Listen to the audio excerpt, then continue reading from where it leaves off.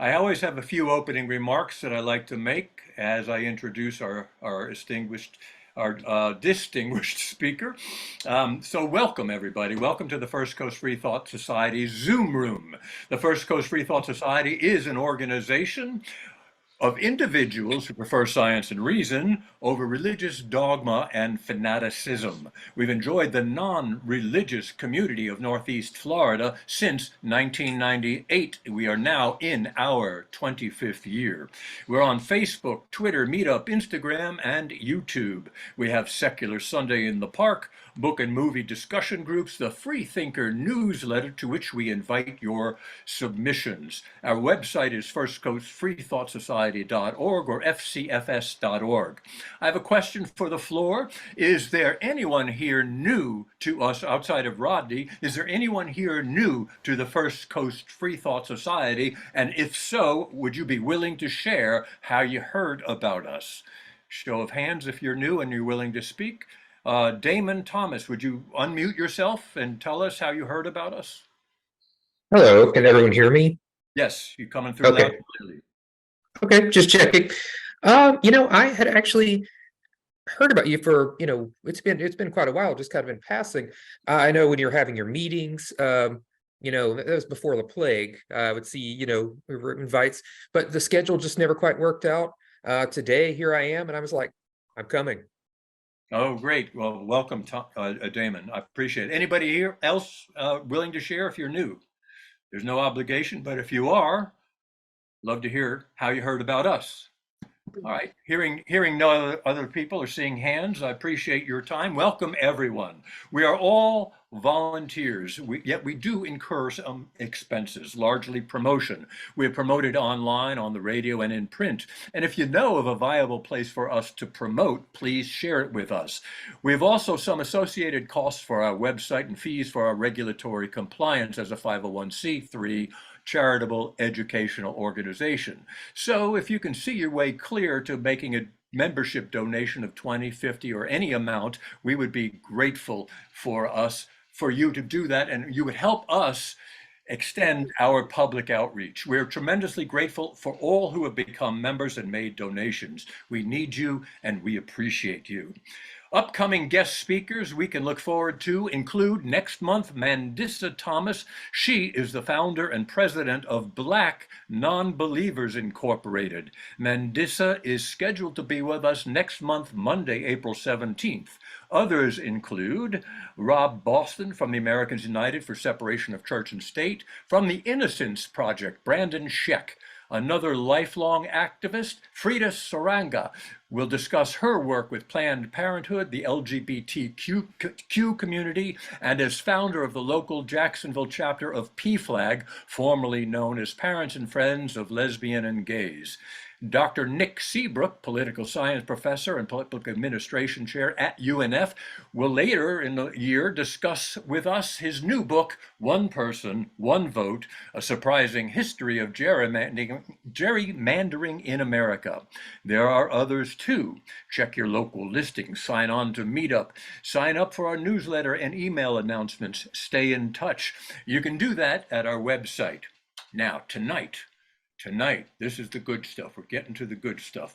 We are delighted to welcome local civil rights activist, Black historian, Air Force veteran, and author Rodney L. Hurst Sr., a native of Jacksonville and a 1960 graduate of Northwestern Junior-Senior High School in Jacksonville. It was a segregated high school at the time.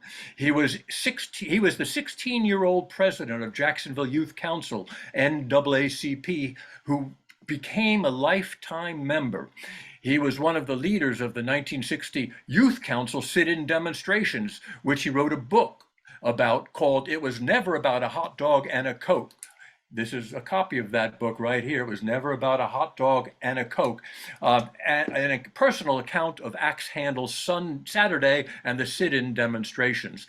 He also wrote Unless we tell it, it never gets told. And another, never forget who you are. Conversations about racism and identity development. Now, on a personal note, I'm very pleased that Rodney appeared in my documentary film as To Be an American as a subject matter expert. There will be plenty of time for a Q&A discussion. And should you prefer, you may message a question or a comment via the Zoom chat feature.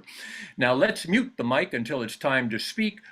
And please know that we are recording for posterity. So let's enjoy the time, the expertise, and the insights graciously offered to us by Rodney Hurst. Rodney, we are all yours.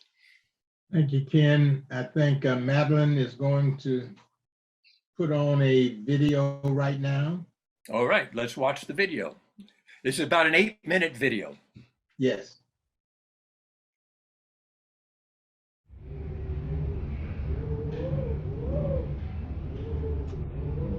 Civil rights movement has never been about the many. It's always been about the few.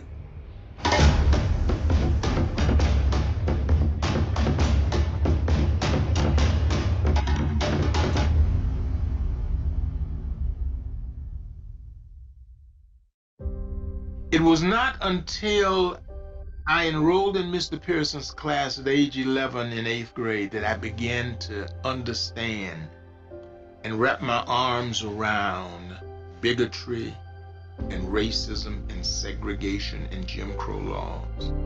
But at the same time, I started to understand the brilliance of many blacks in American history.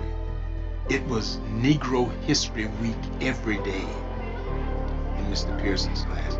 And that made a big difference for me, because now I am discovering the greatness of these black folk who I've never heard about. He had a slogan that he would always say to us: freedom is not free. If you're not a part of the solution, then you are part of the problem. And then he encouraged us to join the Youth Council NAACP. The membership was $1. So during the summer, we sat in at all of the lunch counters in downtown Jacksonville. The first one was Woolworth's. And we had more than 85 young people that day. Some of the seats were, people were sitting in it, but every vacant seat we sat in. And the white waitress said to us, "You can't sit here. This is for white people. The colored lunch counter is at the back of the store." And we said, "We want to be served." "Well, we don't serve Negroes here. You can be served in the back." So the manager came out, his name was James Word, and he read a card. And after he read us the card, he closed the lunch counter. So then whites stood behind us yelling the racial epithets: jungle bunny, niggers, niggers ain't acting like colored people for the NAACP. So we always sat longer than lunchtime because we figured that they served fresh lunches. There were no microwaves, no convection ovens. So if you wanted your racism, we wanted to make it as expensive as possible. So we sat longer than the lunchtime. We saw no police the entire time. We later found out that police were there in plain clothes because they were taking pictures of all of us. You would think the slogan "to protect and serve" would mean something. It did not mean anything when it came to those of us who were sitting in. As we have seen in sit-in demonstrations, Jim Clark, Bull Connor, they did not care about your age. They cared less than a tinker's damn about who you were, male or female, young or old. If your hue of skin was black, then whatever you got, you deserved it. The end of that week was August 27th.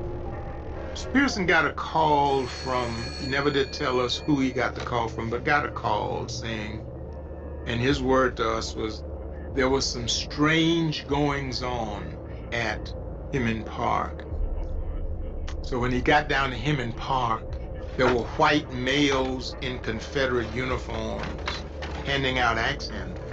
So when we had our meeting that morning at the Lyra Street Presbyterian Church Youth Center, Mr. Pearson told us what was going on. And Mr. Pearson's words were, something could happen today. We proceeded anyway. It was healthy fear, but it was determined courage. And we set in. We did not go to Woolworth's that day. We went to Grant's, which was on the corner of Adams and Main. And again, they closed the lunch counter. So as we walked out of Grant's and turned west on Adams Street, I got this panorama. I saw a guy up on top of a truck with his camera, and I heard the commotion and saw people in the distance running down Adams Street and couldn't quite visualize what was happening. Then I saw the guy on top of the truck with the camera knocked off of the truck by somebody swinging something. And in a short period of time, we realized this was a mob and they were coming for us. Stores there on Adams Street started locking their doors. Our only option was to run to get out of danger. I ran down Main Street. Somebody picked me up and took me to the Lyra Street Presbyterian Church Youth Center. And slowly members of the youth council started coming back, crying. The rumors started flying. Somebody got killed, somebody got beat up. 2 patrolmen from the sheriff's department showed up. They said they wanted to talk to us. But the pastor was there, Wilbert Miller. Reverend Miller, who was the pastor of the Presbyterian Church, was about 5'7". And Reverend Miller looking up at the patrolman from 5'7" to 6'1" or whatever the guy was, saying, "You will not set foot on church property." And they didn't.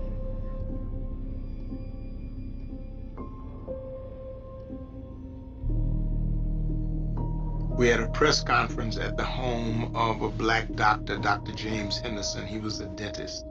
And from there, we planned a mass meeting at St. Paul AME Church at the corner of 13th and Myrtle. We'd also heard that the Klan was going to march in the black community that night. So there were blacks sitting inside their cars with guns and rifles in case the Klan decided they wanted to come down Myrtle Avenue. We had reporters from all over the country. St. Paul AME Church looked like an international press conference. So we announced the boycott of the Times Union, announced the boycott of downtown Jacksonville.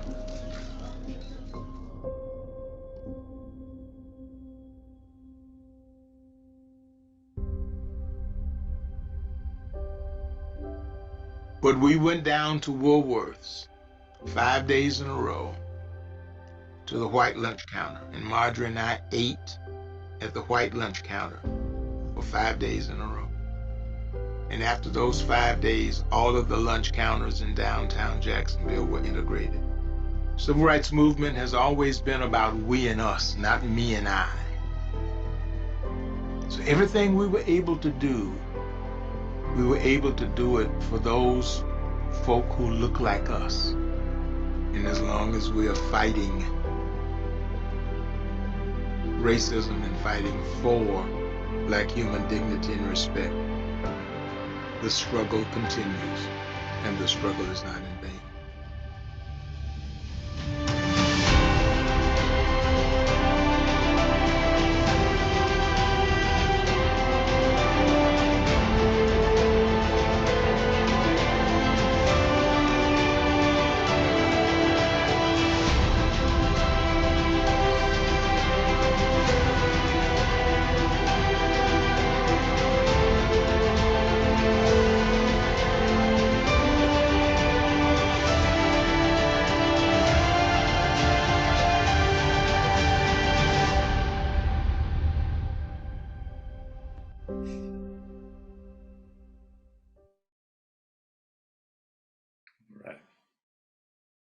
Good evening, everybody. First of all, thank you for the invitation to join you this evening. That video that you just saw for 8 minutes and 43 seconds was done here in my house and was done by my grandson-in-law. And it won the Jacksonville Film Festival last year, the LOL Film Festival. So I'm very proud of that. We are expanding that mini doc, as we call it, to a 28.5-minute documentary. And after it's reviewed and we make whatever changes they want, it will be shown on the public broadcasting system, PBS, as a half-hour part of a presentation at some point in time this year. So Madeline, if I can get share screen. Do I have it?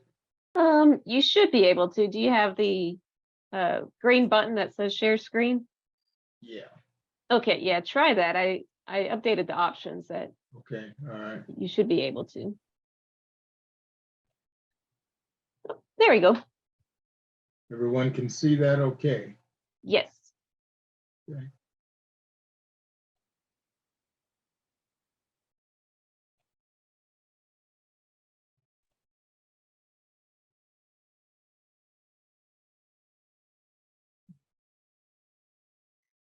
Okay. First of all questions are on the table. If there are questions that you have, if you'd like to put them in the chat or interrupt through your processes, and I'll answer whatever questions. I'm going to say some things that you have not heard before, some things you may agree with, some things you may not agree with, but communicating is not always agreeing. Communicating is communicating. I have been involved in a number of, not saying that that's the situation tonight, but I've been involved in circumstances where I was at meetings and presentations to talk about racism, but the folk I was talking to did not want me to talk about racism. And my point to them is the only way you talk about racism is to talk about racism. And I will talk about racism and at the same time talk about what Jacksonville was like then, 62 years ago, and how Jacksonville has evolved to where it is today, which for many of us is very little different from where it was 62 years ago. I wrote, "It was never about a hot dog and a Coke" out of anger. Over the years,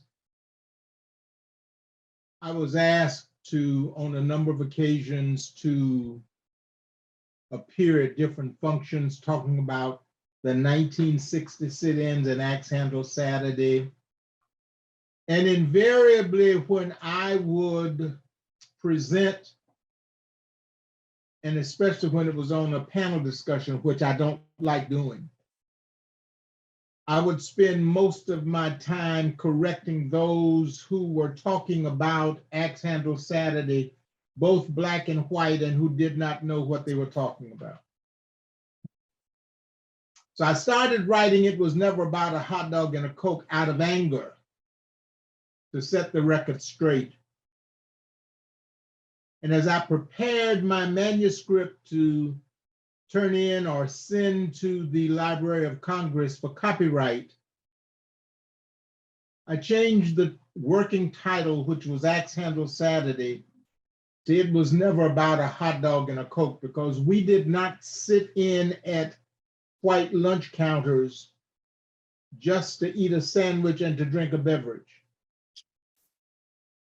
Stores in downtown Jacksonville and throughout the South in particular would insult their black shoppers by inviting them to come in and spend their money, but only where they wanted them to spend their money.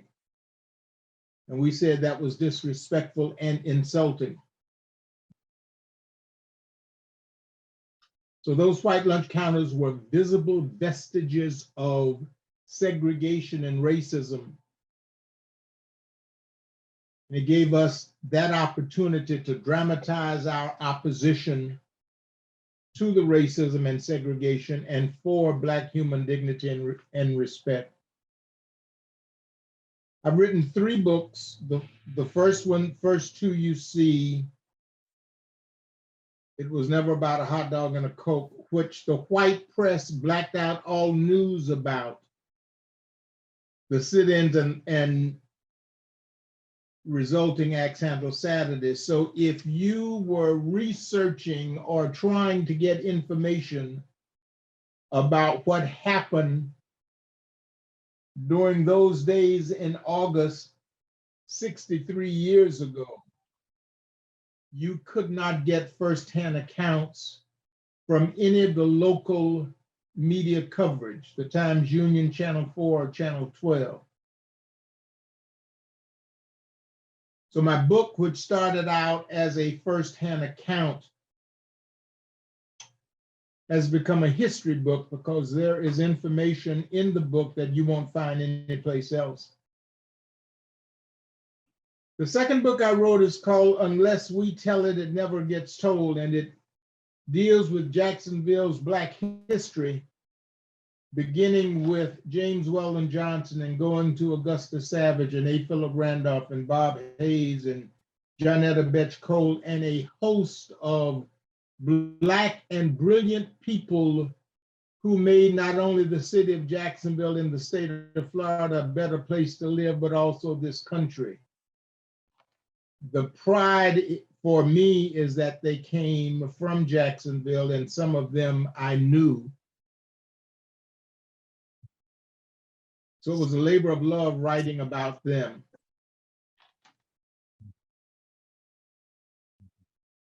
The next book that I wrote was called Never Forget Who You Are: Conversations about Racism and Identity Development, written by me and Dr. Rudy F. Jameson, who is a Black professor at the University of North Florida. I wanted to look at racism through my eyes. At the time, I was 75, I'm 79 now. Book was published in 2021. And this book, as with my first 2 books, are national award-winning books with several awards. So I got those shameless plugs out of the way. So looking at racism through my eyes and also Dr. Jameson's eyes, who's 25 years younger than me.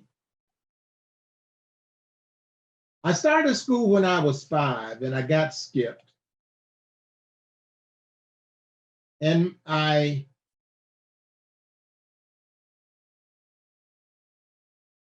one of the persons, Jacksonville had a very unique school system. Jacksonville had a Negro division of the Duval County public school system. The superintendent of Duval County schools was Ish Brandt, who was elected. He had a bachelor's degree. The superintendent of Negro education in Duval County at that time was Dr. John Irving Elias Scott, who had a PhD.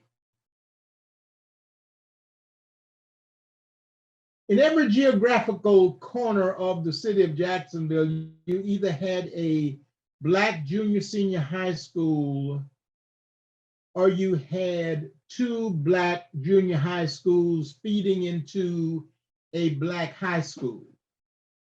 You had Matthew Gilbert High School on the east side. You had Douglas Anderson Junior Senior High School on the south side. You had Northwestern Junior Senior High School on the north side.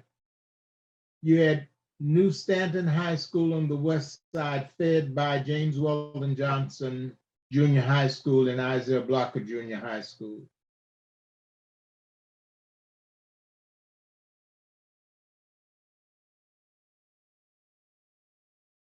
I attended James Weldon Johnson Junior High School and moved from one Black segregated neighborhood to another Black segregated neighborhood, which caused me to transfer from one segregated Negro junior high school to another segregated Negro junior high school, Negro being the vernacular used in the 1950s. And in transferring from one junior high school to another junior high school, I enrolled in Mr. Rutledge Pearson's class.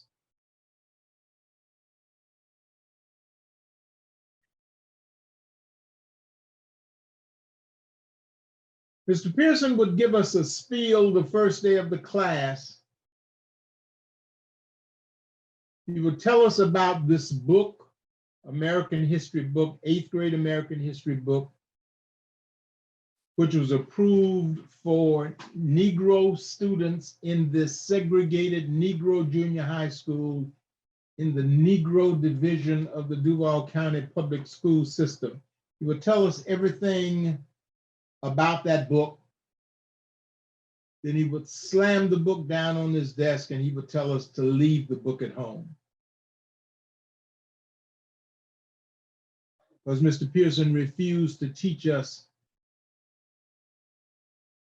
American history from the slanted and racist viewpoints of white textbook authors and white historians who only saw fit to include 2 Blacks in that 8th grade American history textbook approved for us, Negro students, George Washington Carver and Booker T. Washington.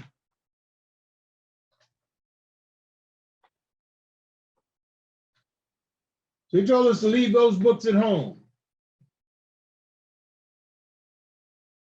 And he taught us American history outside of that book.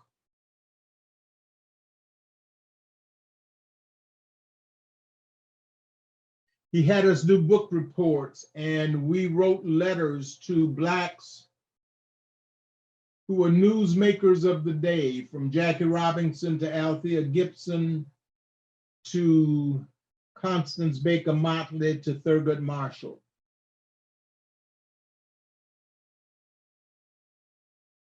We did book reports.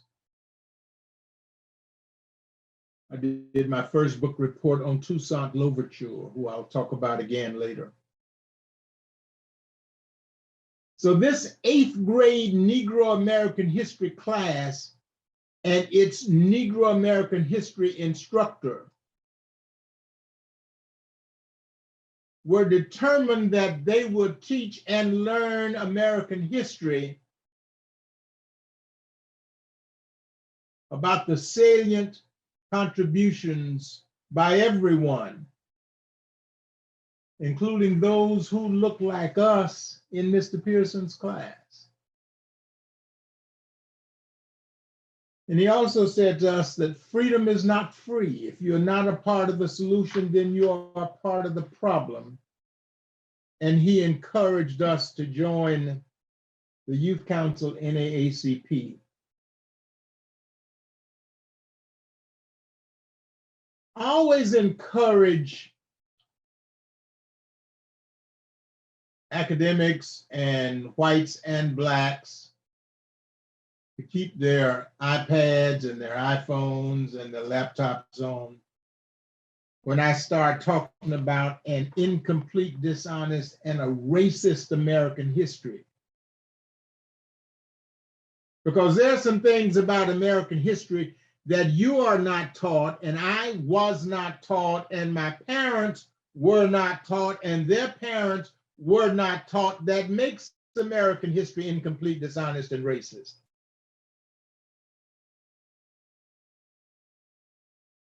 That's what Mr. Pearson wanted us to understand. Mr. Pearson later became my mentor.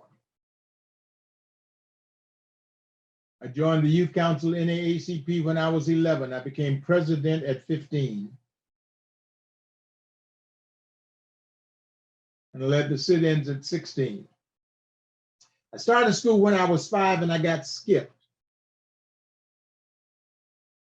So I'm 11 years old in 8th grade. That was not a problem for the academic work. It was a problem socially when all of the young ladies in your class are 2 years older than you. But somehow I made the adjustment. But I still made the adjustment.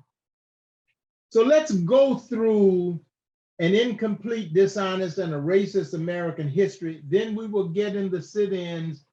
And in the meantime, if you have questions about anything that I am getting ready to say, please make sure that you stop and I will answer those questions. We celebrate the discovery of America by an individual that never set foot in the continental United States. Landed in Hispaniola. And Christopher Columbus landed in a place where he did not know was located.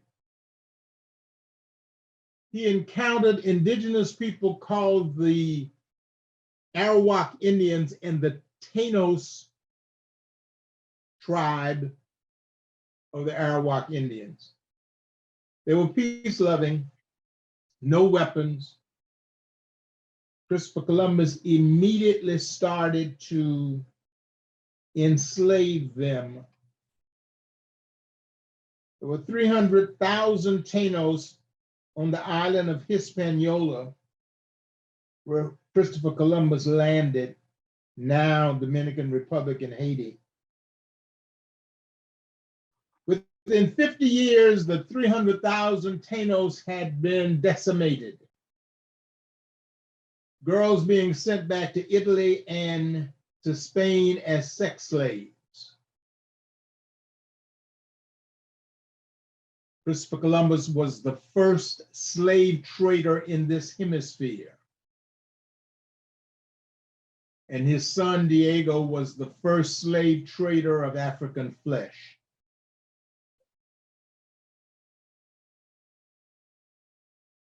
We're taught about slavery in such a way where it appears that slavery was not that bad. We don't say in American history textbooks that Africans, as many as 15 million during the slave trade, were kidnapped from their fatherland or motherland of Africa. And in some instances, we teach that slavery happened because of Africans.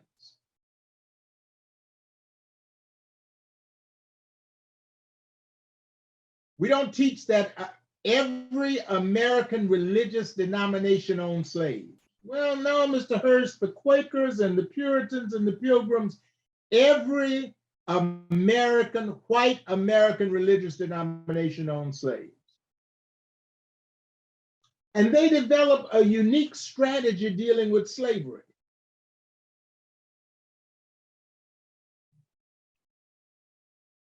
Instead of looking at enslaved persons and their black hue of skin as human beings, the so-called founding fathers decided to consider enslaved persons as property.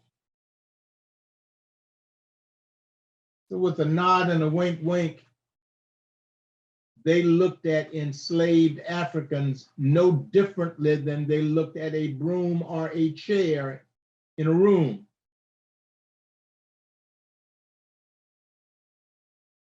In 1838, Georgetown College, now Georgetown University, was founded by Jesuit priests, got into trouble in 1838, keeping the doors open. And these Catholic priests sold 273 of their slaves, their enslaved persons, to keep the doors of Georgetown College open. In 1845, Southern Baptists met in Augusta, Georgia, and they founded the Southern Baptist Convention with the express purpose of supporting slavery. Listen, my children, and you will hear of the midnight ride of Paul Revere, not a historical commentary, but from a poem written by Henry Wadsworth Longfellow 100 years after Paul Revere was supposed to have ridden from Lexington to Concord, saying to arms, the redcoats are coming, or the British are coming. That ride never took place. Benjamin Franklin did not put a key on a kite and fly the kite into the air to have the key struck by lightning, and therefore Benjamin Franklin invented electricity. That never happened. Betsy Ross did not sew the first flag. We hold these truths to be self-evident, that all men are created equal, that they are endowed by their Creator with certain unalienable rights, that among these rights are life, liberty, and the pursuit of happiness, words written by Thomas Jefferson in the Declaration of Independence. And at the time he wrote those words, Thomas Jefferson owned more enslaved persons than any other person in Albemarle County, Virginia. And he took it a step further. There was an enslaved person that Thomas Jefferson owned. Her name was Sarah Sally Hemings. Thomas Jefferson raped Sarah Sally Hemings enough time for her to get pregnant and have 6 children. And I say rape because there was no relationship between slave owners and enslaved persons. If I own you, you do what I tell you to do. You don't have a choice.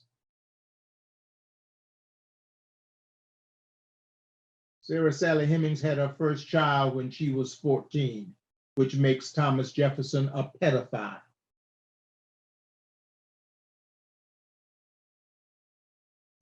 Francis Scott Key was an elitist. He was a slave owner, lived in Washington, D.C. He did not believe that enslaved persons had the mental capabilities of being anything other than slaves to their masters. During the War of 1812, the British said to enslaved persons, those who had escaped, those who were still in slavery, that if you come and fight for us, we will give you your freedom and we will find a place for you to stay, to live.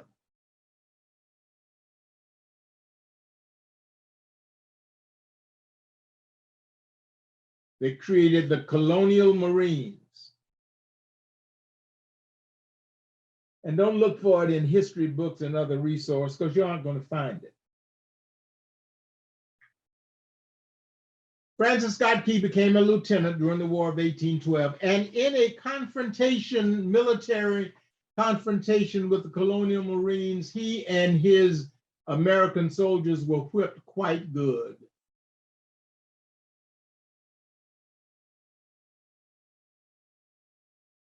Later on, Francis Scott Key went to the British, still sucking from his being defeated. But the British had arrested one of his friends, a Dr. William Beans. And Francis Scott Key went to the British on a British ship in the harbor of Baltimore with Fort McHenry in the background. While he was there begging for the release of his friend, the British fired on Fort McHenry. And in the course of that battle, many colonial Marines were killed. Francis Scott Key started writing his poem to Fort McHenry. Star Spangled Banner consists of 4 stanzas. Did not become the national anthem until more than 117 years after it was written. The 3rd stanza of the Star Spangled Banner deals with how glad Francis Scott Key felt, again, still smarting from his being beaten by these colonial Marines, how good he felt to see these colonial Marines being killed. And as the blood oozed from their body, making up for how they had contaminated this country. If you read the 3rd stanza of the Star Spangled Banner, one of the most racist verses you will read. Star Spangled Banner has nothing to do with patriotism. It has everything to do with war. But that is our national anthem. In fact, most people don't know that there are more than one verse. There is more than one verse of the Star Spangled Banner. Many think that there is nothing else. And when you have them in a classroom read the words literally jump off the page at you when it comes to reading the Star Spangled Banner. Let's go a little bit further. I'm going to do this pretty fast. Madeline, do we have any questions? We have some comments here in the chat. You I can don't bring know, them up at any time. Okay. Are you okay if people just unmute themselves and ask, or? Sure, that's Sure. fine. Yeah, if anyone has any specific questions for Rodney, you could either raise your hand or just go ahead and unmute yourself and ask.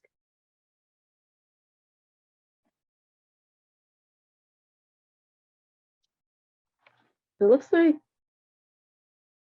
yes, you can. I think Bud has his hand raised. Go ahead, Bud.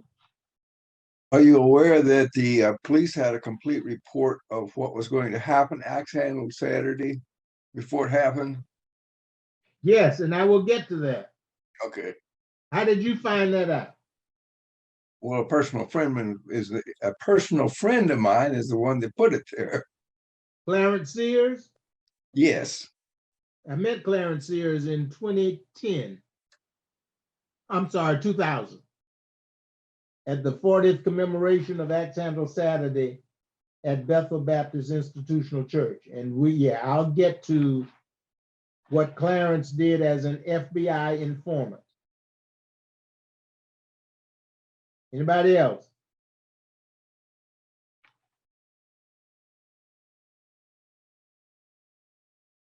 Okay, I've listed several names here on your screen in this PowerPoint. By the way, has Lance signed on yet? Yes, he's here. Yes. Let me take a real quick story about the person who invited you not being there. When I was on fellowship with the Corporation for Public Broadcasting, we had a show here locally called Feedback. And it was a live nightly talk show for 1 hour on Channel 7 from 7 to 8. And we would line up guests. We would give them 15 to 20 minutes, at least a third of the 1 hour talk show. And one of my guests who I met years earlier was Bayard Rustin. And Bayard said, yeah, sure, Rodney, I'll come on. So when he got to the station, I was not there. So Bayard Rustin said to Dick Brown, who was the executive producer rather, of the news and public affairs programming at Channel 7, that he was not going to go on until I got there, because he thought perhaps they just used me to go out and get Black guests, and they had no intention of my interviewing them. So Lance, I did not do that. I did not say to my host that I wouldn't come on if you were not there, but I just wanted to let you know that that's a story that I still tell today. Lance is smiling, I know. I'm glad to have you, for sure. Oh, Rodney, we did have a couple of questions come in. Okay. If that's okay. Well, Lance may have been a little bit tongue in cheek, but he did ask, how do you think Governor DeSantis would feel about this information? Well, of course, this is the information that a Governor DeSantis does not want anyone to know, because it does not fit the very neat narrative of white American history, where white folk did everything and Black folk did nothing. And certainly when you say Black history is of insignificant value and you start to ban books, then that says to me that not only are you not familiar with what happened, but you don't want anyone to know what happened. As you can tell, I'm having a few technical problems with my PowerPoint.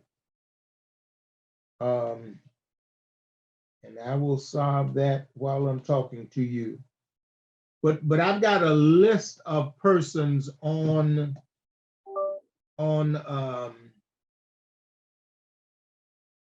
the screen, starting with Toussaint Louverture. Toussaint Louverture led the only successful slave revolt in this hemisphere, in that part of Hispaniola called Haiti now. Slave revolts, this happened in the 1790s, and of course, slave revolts are not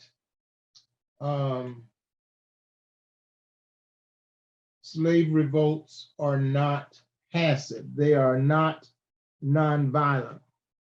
Slave reports are very violent, and no one wanted the word to get out about the slave revolts from Haiti, so they put a blockade around Haiti so the word would not get out to the enslaved persons in Cuba, in Brazil, and in the United States of America. So no one knew about those slave revolts.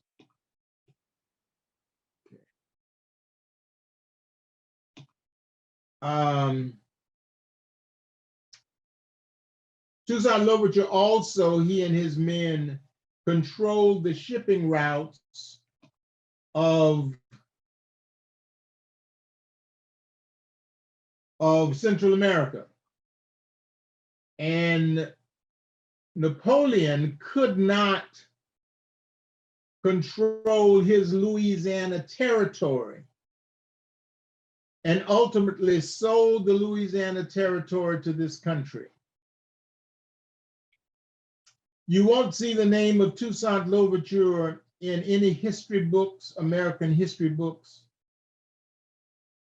If you went to the Smithsonian Museum of African American History and Culture, you will see a statue of Toussaint Louverture in the museum. The museum, for those of you who've been there, from the basement, they start with slavery in the basement, go up to the top floor. And you will see a statue of Toussaint Louverture.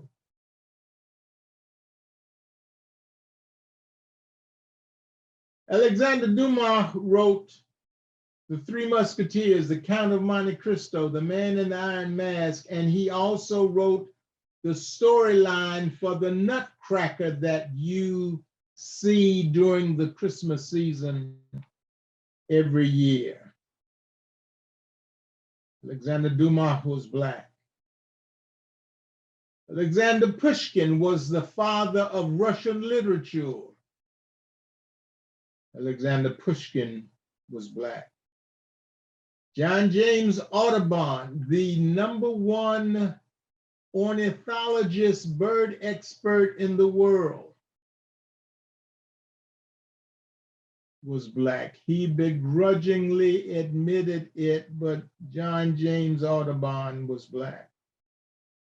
Hannibal, who took his elephants through the Swiss Alps and defeated every country in the world at that time, who is considered one of the great military strategists and tacticians in world history, was Black. Saint Augustine of Hippo, one of the seminal voices in Christianity, and for whom Saint Augustine was named, was Black. Queen Charlotte of Mecklenburg-Strelitz was the great-great-great-grandmother of the recently deceased Queen Elizabeth II, Queen of England. Queen Elizabeth II's great-great-great-grandmother, Queen Charlotte, was Black.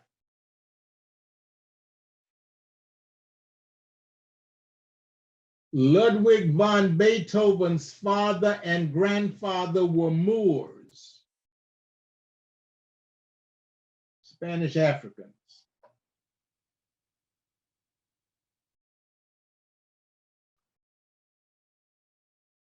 Most scholars have never heard of the Olmecs, African explorers who settled in southwestern United States and also in South America. And we've heard of the Aztecs and the Mayans. We recognize the Aztecs and the Mayans as being two of the greatest civilizations in the world. But we don't know, and we have not acknowledged that the Aztecs and the Mayans were influenced by African explorers, the Olmecs.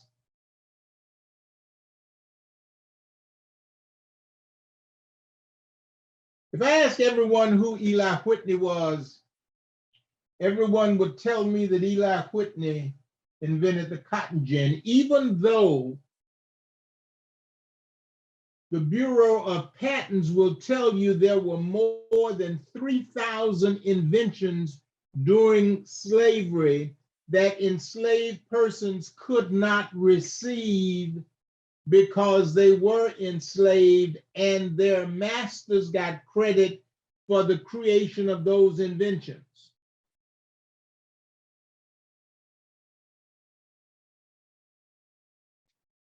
We acknowledge that Eli Whitney is white and he invented the cotton gin. We don't acknowledge that Benjamin Banneker, Black, invented the first movable clock and completed laying out the city of Washington, D.C. That Dr. Daniel Hale Williams performed the first successful open heart surgery. that Dr. Charles Drew, Black, classified blood plasma, that Matt Henson, Black, was the first person to set foot on the North Pole, that Jan Matzelager, Black, invented a machine that put the body of the shoe to the sole of the shoe and revolutionized, if you will, the Industrial Revolution, that Garrett Morgan, Black, invented the gas mask. And when he started tinkering with the traffic light, there were only two lights, stop and a go, red and a green. He put the caution light in and synchronized the lights.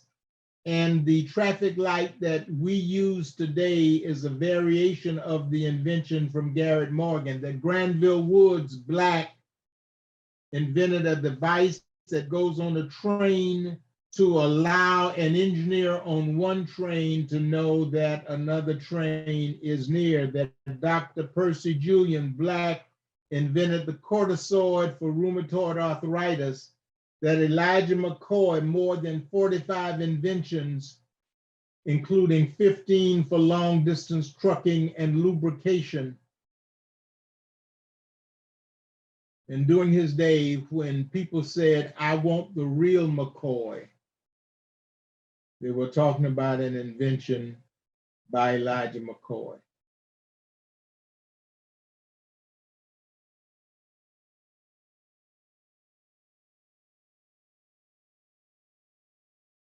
Any questions?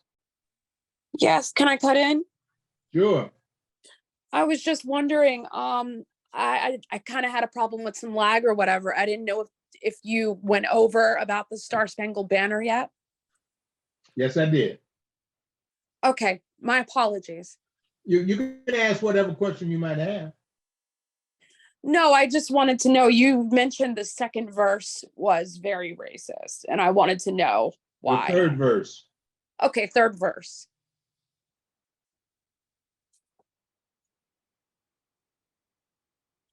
Okay. That's all. That was my whole question. Okay, all right. Now, for those of you who are natives of Jacksonville and those who are not, you're looking at Hemming Park, you're looking west, let's say standing on Laura Street, looking west, looking toward Hogan Street. And what is now the federal courthouse was occupied by three buildings. F.W. Woolworth was a part of the J.C. Penney Company building. So there were only two stores in the J.C. Penney's company building that took the half of the block bordered by Duval, Monroe, and Hogan. At the rear of the J.C. Penney's building was the Robert Meyer Hotel. And of course, in the middle of the park, standing above everything else, was the statue to the Confederate soldier, which was a statue given to the city of Jacksonville and in exchange by H.L. Hemming, a Confederate soldier from St. Augustine. And in exchange for giving this statue to the city of Jacksonville during the so-called lost cause period of this country, leadership in the city of Jacksonville decided to name the park after H.L. Hemming, thus the name Hemming Park.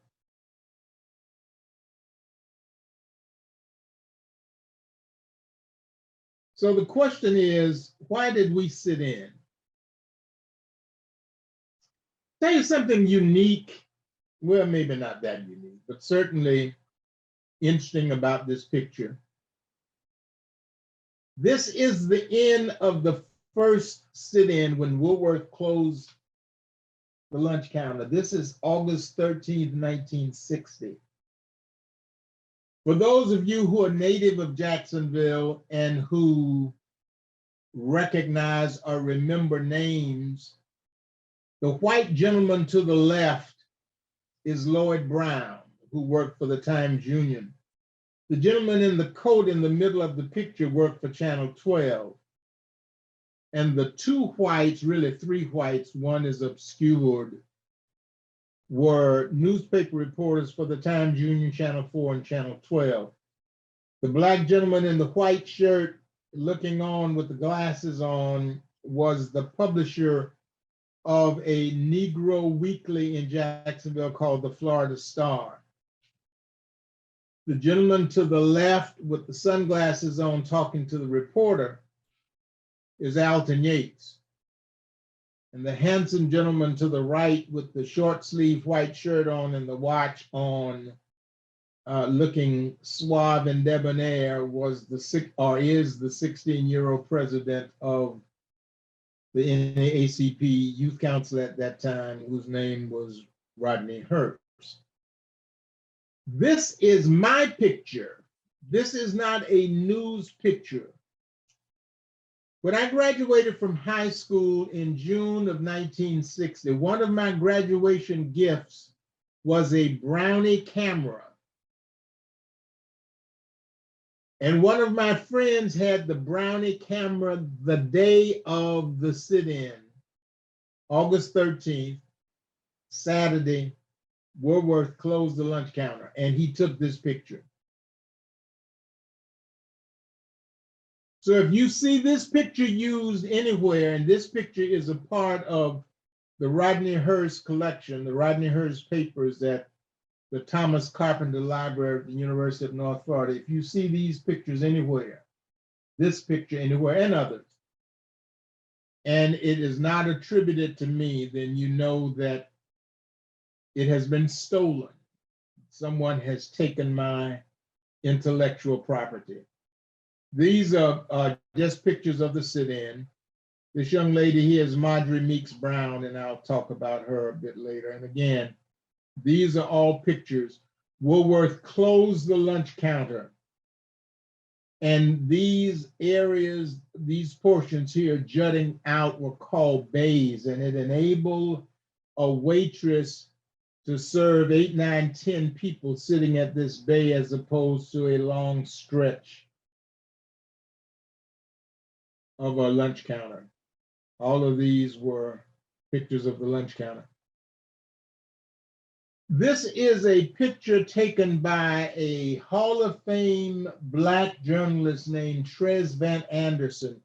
This is in a newspaper called the Pittsburgh Courier, which was published in Pittsburgh, but they had different branches throughout the South.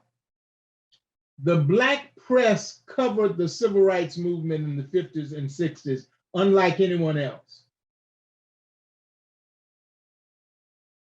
This is a picture taken by Trez Van Anderson, and there was an accompanying article. That's me on the right with other members of the Youth Council. This is Richard Parker. Richard Parker was a white student from Florida State, a junior, who decided he wanted to sit in with us. We would meet at the Lowry Street Presbyterian Church, which has since moved to the suburban area of Jacksonville. It's now Woodlawn Presbyterian Church. But at the time, Lowry Street Presbyterian Church, a Black segregated but not segregating church, was located on Lowry Street in between State and Union, where the bus terminal is, and it's going through some changes right now, but where it used to be. And Parker just wanted to sit in with us. He wanted to be supportive. When Parker joined us, whites who had been standing behind us yelling the racial epithets, as you saw in the video, they had it all figured out when Parker joined us, and they figured that Parker was the leader, that certainly our good Negro neighbors would not be causing this disharmony, this disunity in our good racial harmony in Jacksonville. And he became the target of their racial epithets. He was a inciting nigger lover. And all he wanted to do was just support us and sit in. One day, this is an article in the Times Union. I'm sorry, Pittsburgh Courier. And the headline says 16-year-old youth heads Jack's national NAACP youth activities. Let me read a little portion of it, written by Tres Van Anderson. It's in the first book. When you heard he was only 16 years old and you knew he was the guiding hand in one of the smoothest protest maneuvers you've seen yet, and you see the sound, sensible, highly intelligent statement coming from his lips, you realize there must be something unusual about Rodney Hurst, president of the local NAACP Youth Council. There is. It was my book, I could put what I want to put in, and this was very key, because it also showed what the local white press did not do. But in this lower right-hand corner, it shows an article that says youths protect white friend, because Richard Parker had been threatened by some of the construction workers who were working on the Jacksonville National Bank, the Florida National Bank, which was right across the Ed Ball building now, right across from Woolworth.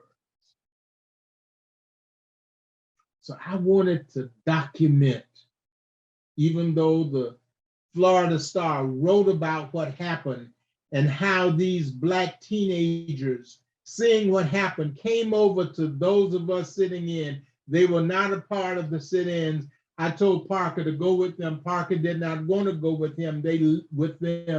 They lifted Parker up, formed a cordon around him, walked him out of Woolworth, down Hogan Street to Ashley, then down Ashley to the Black Business District. And as far as I'm concerned, they saved his life. There's no telling what they were intending to do to Parker that day. This is what was in the Florida Star. White sit-in rescued from white mob in Jacksonville. Jacksonville citizens who read in Thursday afternoon's local daily paper reports of a group of young Negro youths who formed a cordon around a white youth were still puzzled to know the reason for the action. The real truth, which was not printed, was this: a mob of whites attempted to molest a white youth who had joined the sit-in demonstrations group and threatened to pull him away from the group. That is when an action committee composed of athletic teenagers not connected with the sit-in group moved in and defied the agitators to harm the youth and escorted him to safety in the colored section.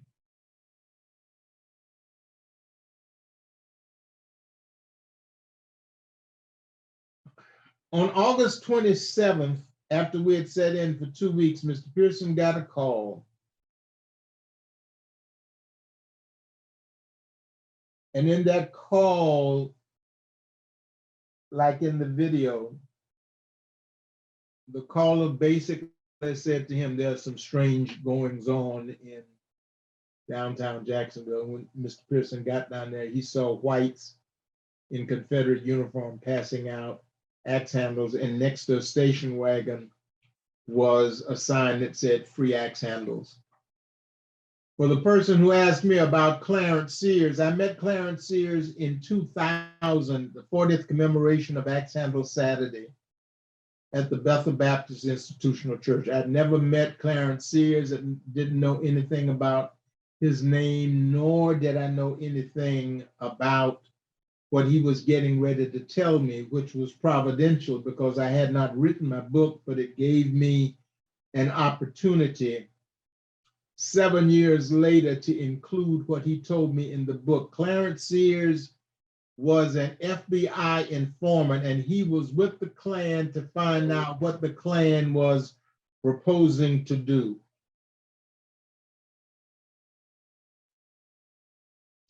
He wrote a report, according to Clarence Sears, gave it to his handler, FBI handler.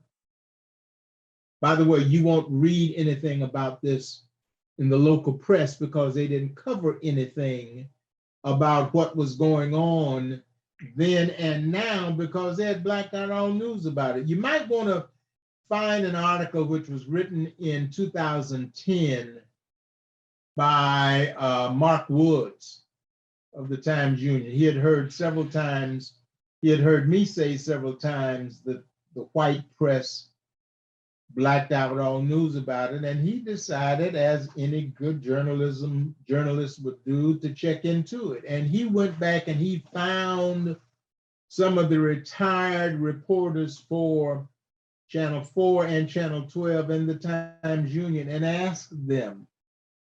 And they very freely admitted, yes, we were told not to cover anything, that our cameras could be damaged, that our video cameras could be damaged, our film cameras could be damaged, our photo cameras could be damaged, and not to cover anything about the 1960 sit-ins in downtown Jacksonville. When reporters came to town, white reporters from the outlets, from the networks, from United Press International, from Associated Press, from other newspapers, they had no one to contact to find out where they should go and who they should talk to. Many of them just stumble upon my name or Mr. Pearson's name or Earl Johnson's name, who was the attorney for the NAACP. It just so happened that Life magazine had a journalist in town the day of Axe Handle Saturday and caught the picture of Charlie Griffin, which we'll talk about shortly. But the Pittsburgh Courier, along with the black press, covered it, and this was their headline the following week, because again, they were a weekly newspaper. Racial hatred explodes in Jacksonville over 50 hurt.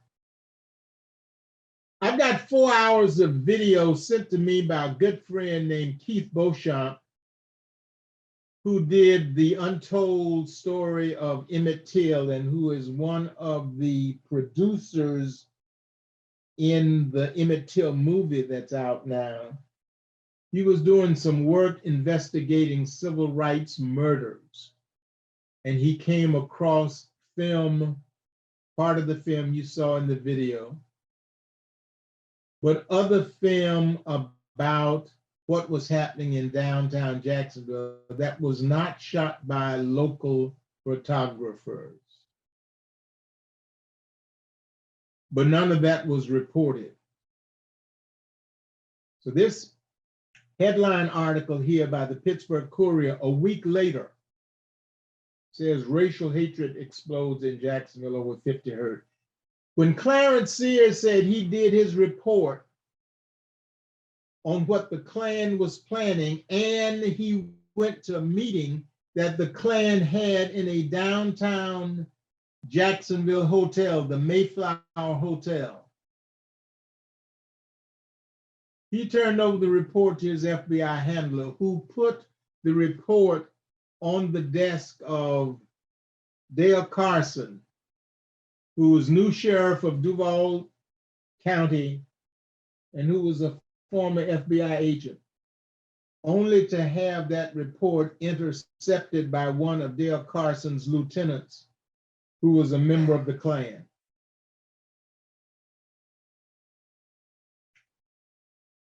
The Times-Union the next day after the riot in downtown Jacksonville said, skirmish quelled by police, as if nothing really happened. Yet they knew, based on what was happening. We later found out the National Guard was on standby in St. Augustine and also at Camp Blanding.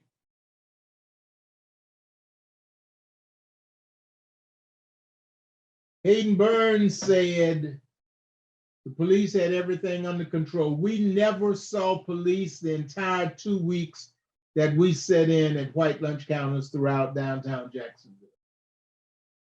The police never came to downtown Jacksonville on Axe Handle Saturday until after blacks from Ashley Street, the Black Business District, hearing about what was happening in downtown Jacksonville and the fact that those wielding baseball bats and axe handles were not just targeting members of the youth council sitting in, but were swinging at anybody black in downtown Jacksonville, which is how Charlie Griffin was beaten. He was just downtown shopping that day. This was the article that accompanied the picture of Charlie Griffin in Life magazine. And this also shows you what happens when the white press had no black reporters who could talk to anyone to find out what was happening. For 2 weeks, Negro sit-in demonstrations had been proceeding quietly in Jacksonville, Florida. But when a white NAACP member joined in, the segregationist resentment burst into violence. A mob composed largely of rowdies and farmers from across the nearby Georgia border, not from Jacksonville, obviously, prowled downtown Jacksonville, attacking Negro pickets. We were not picketing, with fists and often with axe handles. Even casual Negro passers-by found themselves in danger. That was Charlie Griffin. Responsible Negro leadership, immediately suspended all sit-ins, but for 2 days, bands of retaliating Negro toughs roamed through the city, committing vandalism, firing guns at autos, and hurling firebombs into white stores. The toll, 105 arrested, more than 50 injured. None of this information came from the local press. They did not have that. The final number, 106 injured, 3 killed, and that information is with the FBI. So the third estate, which said you have a need to know, or the fourth estate, which says you have a need to know, did not figure that Jacksonville had a need to know about what was going on. When I wrote my first book, my publisher, Madeline, how are we doing with time? We got about 40 minutes left. Okay. When I wrote my first book, my publisher said, Rodney, I know how an axe handle look attached to an axe. I have never seen an axe handle not attached to an axe. So I put in this picture in my first book, just for a feel. Axe handles are not made from pressed wood. They have a curve to the end to make it easy to handle. And swinging this hefty piece of wood could put quite a dent in a head, in a body, whatever it hit. One of our local racist segregationists had an axe handle in his barber shop, and he called that the nigger intimidator. His name was Warren Folks. I've got a picture in the original book of our, oh wait.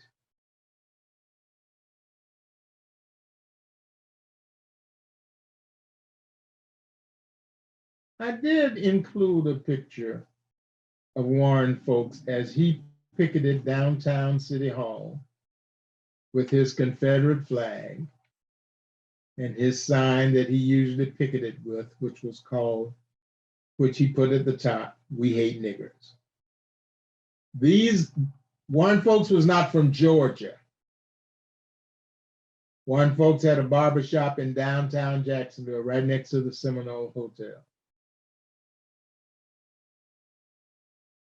This is an actual picture of whites with axe handles walking through downtown, which I took from one of the videos that Keith Beauchamp sent to me from UCLA when he found the civil rights film footage of Jacksonville and other parts of the South. You won't find this anywhere with the local media.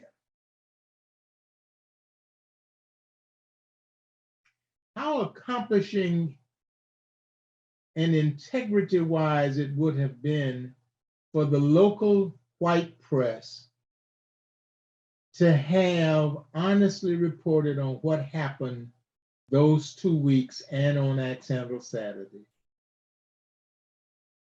This is the picture of Charlie B. Griffin that accompanied that article that I just read from Time Magazine. This is in front of the Snyder Memorial Methodist Church, which was at the corner of Monroe and Laura. The building is still there. The church obviously has been deconsecrated, but the building is still there. But this was the picture that was in Life magazine.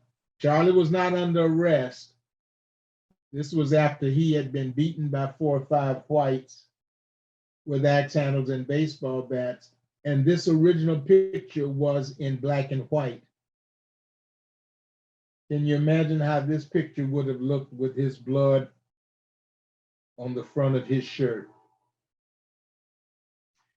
Had a call one year from Charlie's son and grandson and some members of the family. And they said, "Mr. Hurst, we are upset that every year there is a commemoration of Axe Handle Saturday. And they always show the picture of our dad and our granddaddy, our uncle, as part of the commemoration." He said, "Could you meet with us and talk about it?" I said, "Sure." So we met at Chamberlain's downtown on Laura Street. And I explained to them how iconic this picture is and how this picture represented what racism and how whites in the South responded to Negroes and Black folk demonstrating against racism and for Black human dignity and respect.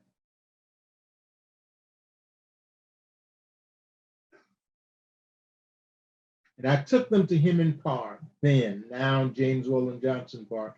I took them over to Snyder Memorial. I explained to them what happened. I took them to the corner of Duval and Hogan.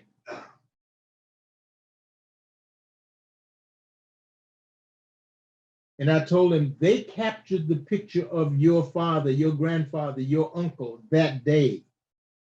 Time, Life magazine, purely by accident. There were other Blacks beaten that day that were not captured.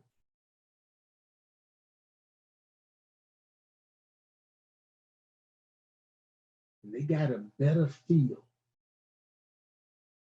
of what happened to their father, their grandfather, their uncle, who just happened to have been shopping while Black.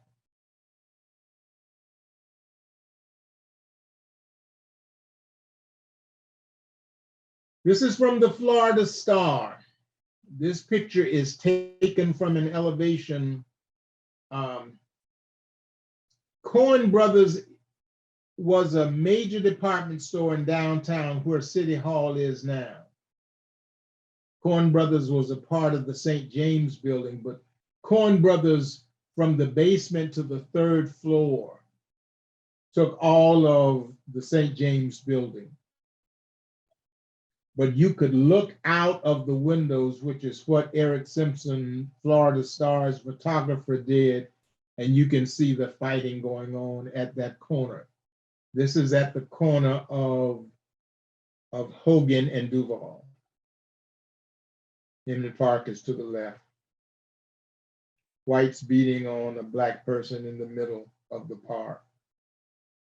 All included in the report based on what would happen that Charlie Sears put together for the FBI and for local law enforcement, because he said the Klan had intended to start a race war in Jacksonville.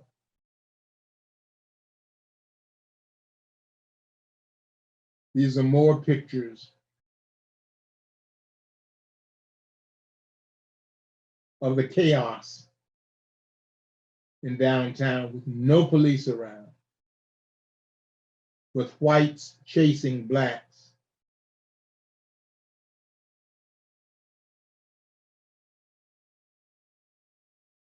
In downtown Jacksonville. Johnson was an ACP attorney, he and Leander Shaw. And he blamed the riot on Hayden Burns. And if you can see, the byline is by Tresvant W. Anderson. Very detailed article that you would have expected a local reporter to write about what was going on.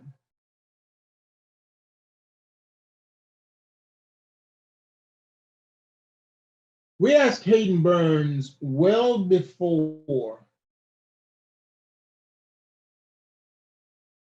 the 1960 sit-in and Jacksonville Saturday to appoint a biracial committee just to sit and talk about problems in downtown Jacksonville and in the city collectively. Hayden Burns' response was, I am a segregationist.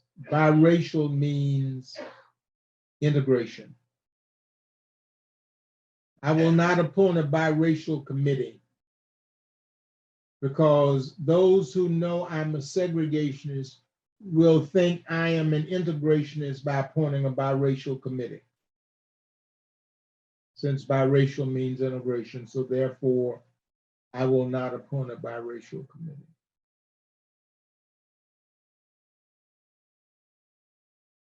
After that time was Saturday, we started boycotting downtown and the Times Union, and we were going into the Christmas time, back during a time when layaway were pivotal words for, well before charge cards for blacks anyway. You could lay clothes away for 90 days and pay on them so much and then get them out in time for Christmas. So we were boycotting downtown, and based on what I understand from retail merchants, 60 to maybe 70% of their profit comes during the Christmas time.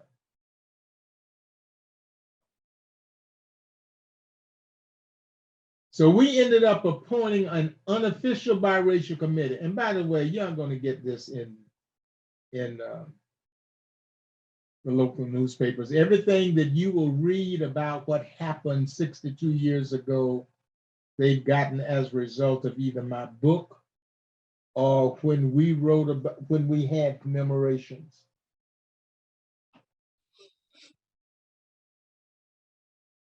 The Black Ministerial Alliance, the White Ministerial Alliance, the White Business District, and the NAACP, Adult Branch and Youth Council, got together and we appointed representatives to an unofficial biracial committee. We met at Snyder Memorial Methodist Church, there at the corner of Hogan and Laura.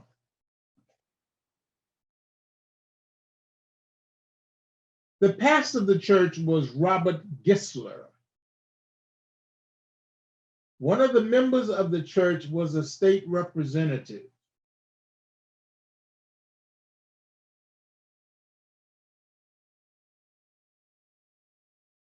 That state representative,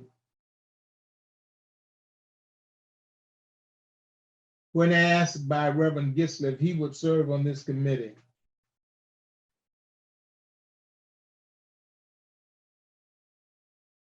sent a very evil letter back to his pastor.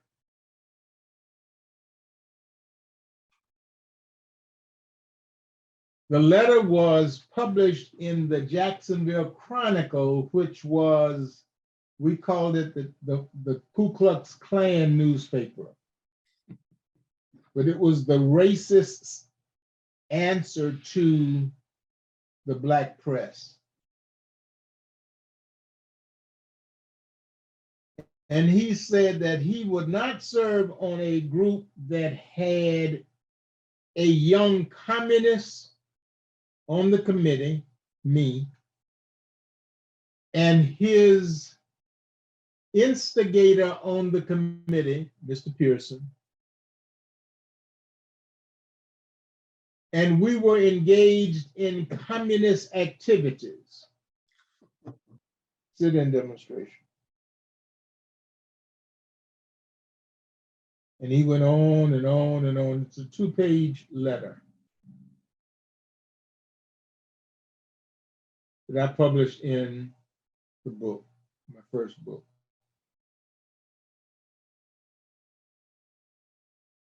Of course, that was to document the reasons why he wouldn't serve. First time I was called a communist, I was 16. It was not an easy committee. Many of the white business people and white ministers had never sat around a conference table with blacks, certainly not black men. The white managers of downtown stores were upset that we had started sit-ins again and we were boycotting downtown. And as one man said, I will not sit down and talk with a gun to my head. So on at least 2 occasions, Mr. Pearson and I got up and left.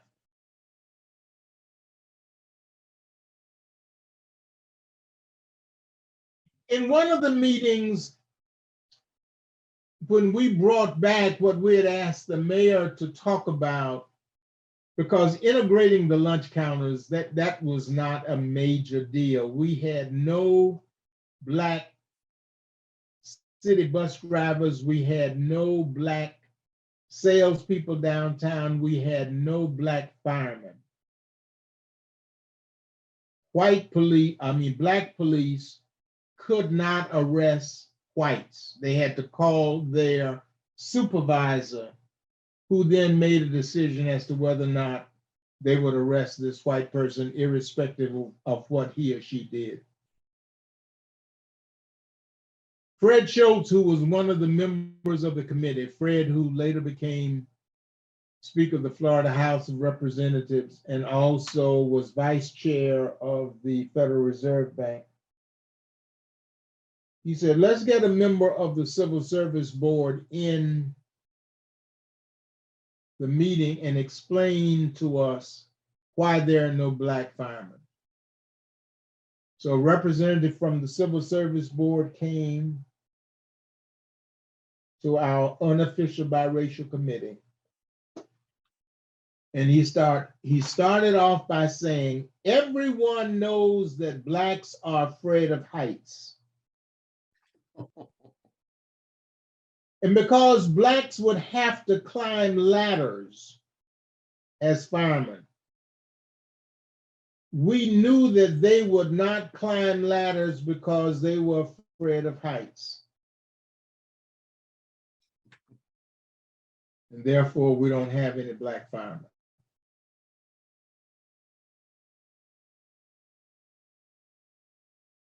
That was the philosophy of the leadership of the city of Jacksonville at that time. Now, understand that 2 years later, Hayden Burns became governor of Florida.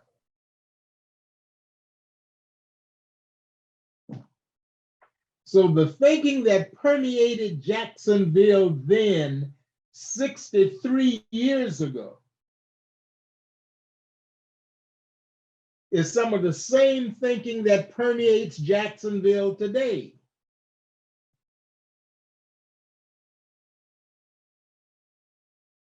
And it is not a Black problem.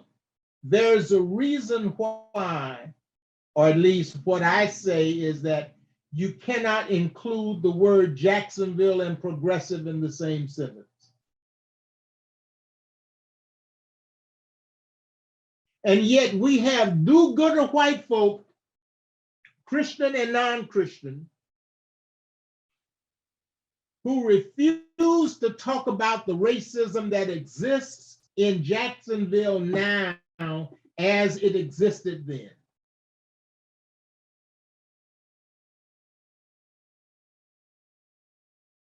I can only fight racism. White folk can change racism, and white folk will not change racism. Some white folk refuse to talk about what Ron DeSantis is saying out of Tallahassee every day. When George Wallace said segregation today, segregation tomorrow, segregation forever, that is no different than saying Black history is of insignificant value.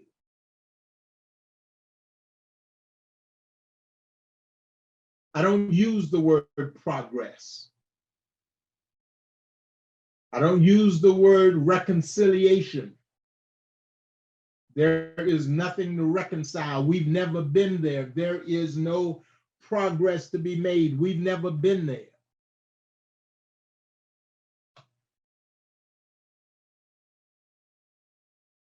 Even as one of the 32 premier cities in the country with an NFL team, Jacksonville has its feet still planted in the 50s and the 60s.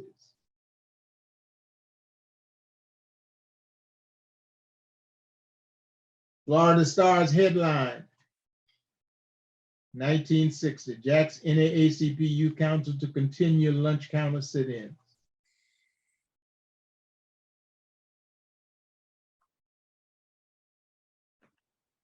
Roy Wilkins came to town in December of 1960, executive director of the NAACP, just to kind of give us an attaboy, attagirl, which is what NAACP mass meetings were all about.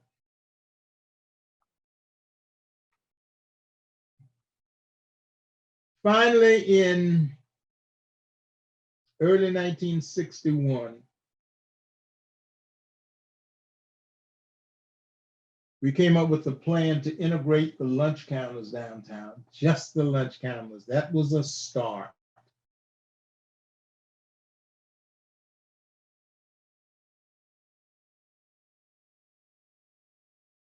It was a start only because whites in that room, led in part by Fred Schultz, who said in one of the meetings, let's just get this thing done.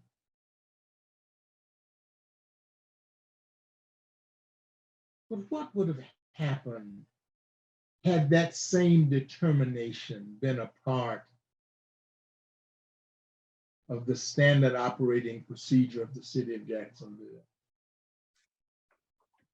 that kept a statue to a Confederate soldier in the middle of a downtown park named after the person who contributed that statue to the city, and only took the statue down because the Republican mayor thought the Republican National Convention was coming to town and did not want to be embarrassed by that statue to a Confederate soldier.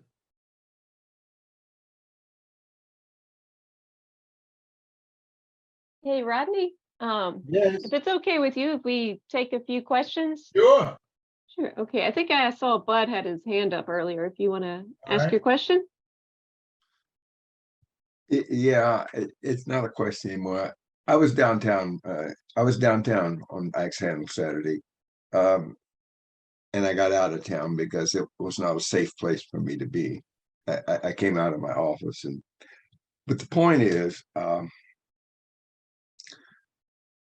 you're talking about the news. If you read the national news on Axe Handle Saturday, you would not know, from the Time magazine to Newsweek magazine to the U.S. News, you wouldn't know it was about the same story or it was about the same thing, because they all had, you had to wonder if they had any reporters in town. Anyway, that I just wanted to make that comment. And The problem was that the white media,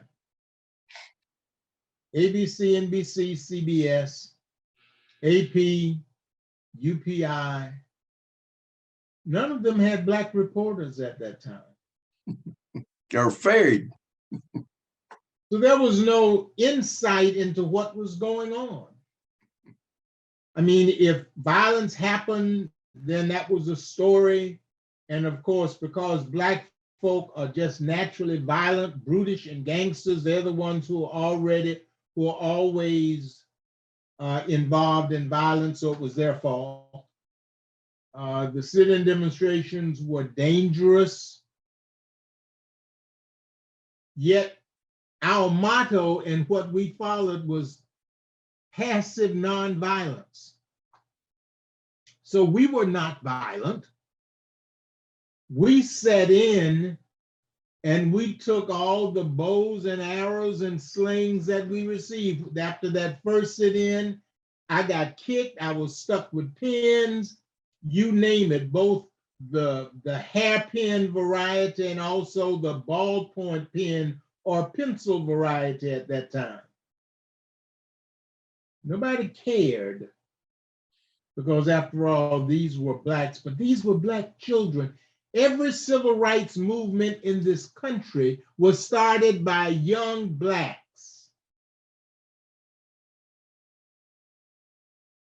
And Jacksonville was no different. And the white press blew a golden opportunity to report what was happening. And you can't do it on the rebound. You can't go back and report what you did not report the first time around. So the local press has no information of their own origin about what happened 63 years ago in downtown Jacksonville this summer.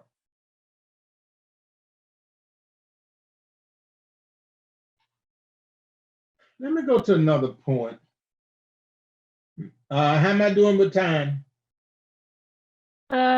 Technically about another 15 minutes. Ken offered to stay on a little bit longer past 8:30 for those who still want to participate or have any other questions. Okay, and I'm wrapping up. There are just a few other things. Okay. In 1959, the Duval County school system named a white high school Nathan Bedford Forrest. And they named it Nathan Bedford Forrest because that was a name given to them by the Daughters of the Confederacy, to name a high school after a Confederate Army general, founder of the Ku Klux Klan, the first Grand Wizard of the Ku Klux Klan, a slave trader, and a person who led the massacre of 300 Negro men, women, and children under a flag of surrender.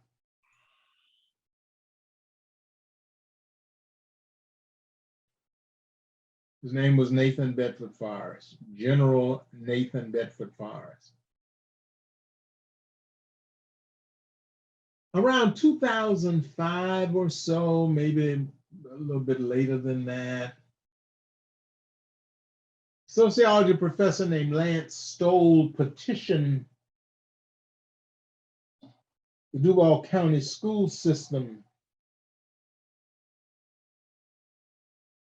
to change the name of Nathan Bedford Forrest.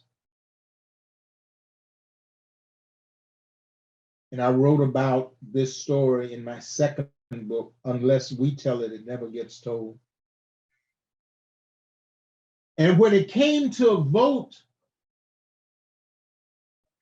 by the school board, and my niece, Brenda Priestley Jackson, was chairman of the board at that time, the vote was 5-2, with the 5 white council members, white school board members, voting not to change the name of Nathan Bedford Forrest, because after all, we can't document that he was a slave trader and one of the founders of the Ku Klux Klan and the first imperial wizard of the Klan.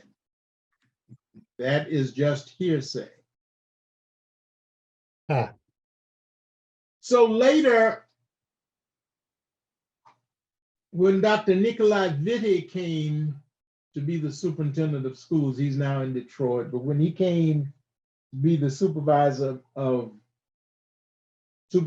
Duval County Public School System, and he asked to meet with me, and I did, and we had a nice conversation. Started off with 30 minutes, ended up to 1 hour and 15 minutes. And he wondered aloud to me several times about there being a school, only one of 2 cities in this country that had a school named for Nathan Bedford Forrest, the other being his hometown, I think in Gatlin, Tennessee, or Gatlinburg, Tennessee, or someplace in Tennessee.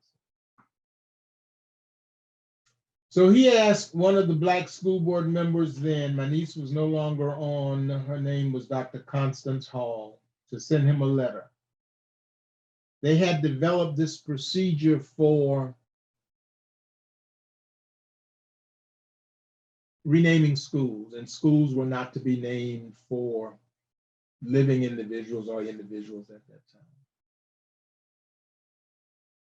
And the last part of this process was going to be a panel discussion at Nathan Bedford Forrest, and no adults would be invited with the exception of 4 adult panel members and a moderator who will talk about changing the name of the school and keeping the name of the school. And he asked me to be one of those persons, and also Professor Lance Stoll. Then the 2 persons who spoke to keep the name, one was the president of the Nathan Bedford Forrest Historical Society, and white female was a supporter of keeping the name. So in the auditorium at Nathan Bedford Forrest this day were juniors and seniors, 11th graders and 12th graders. In homerooms were 9th and 10th graders, and they were getting the panel discussion by closed circuit feed.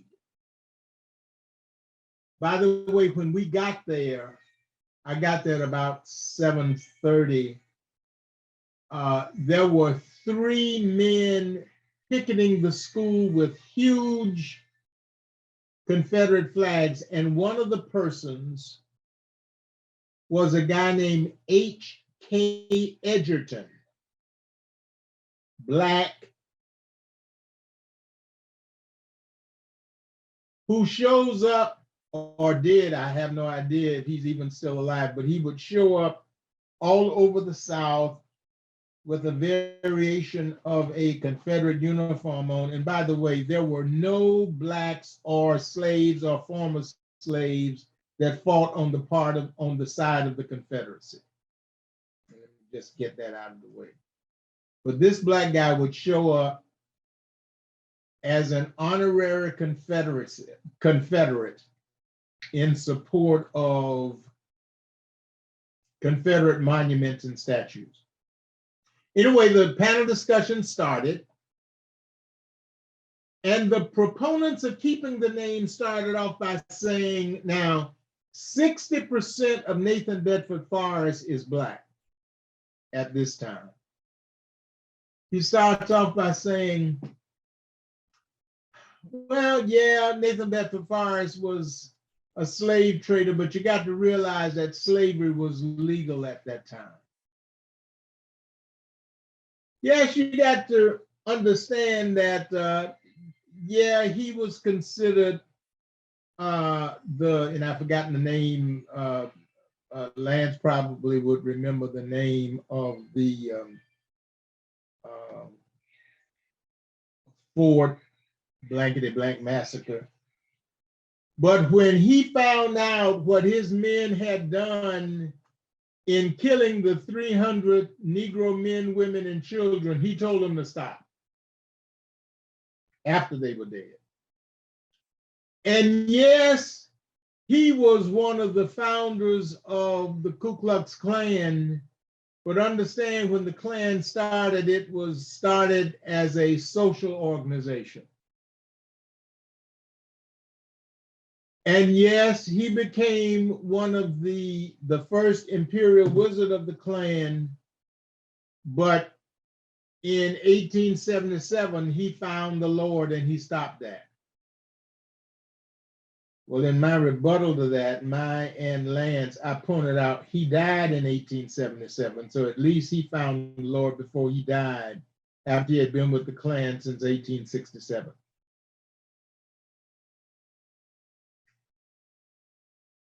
After the panel discussion, and Lance and I handled ourselves quite well,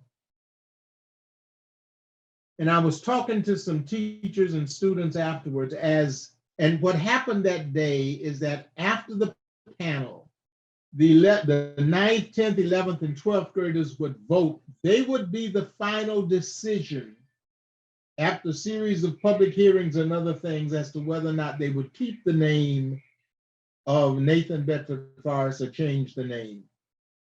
Superintendent Vitti was there with his administrative staff. I spoke to some teachers and students, and one young Black female came up to me and said, "Mr. Hurst, I'm a 12th grader and I graduate next year. I'm going on to college, and I don't even want to put my high school certificate diploma up in my room in college because everyone will know that I graduated from a school that was named after the founder of the Ku Klux Klan."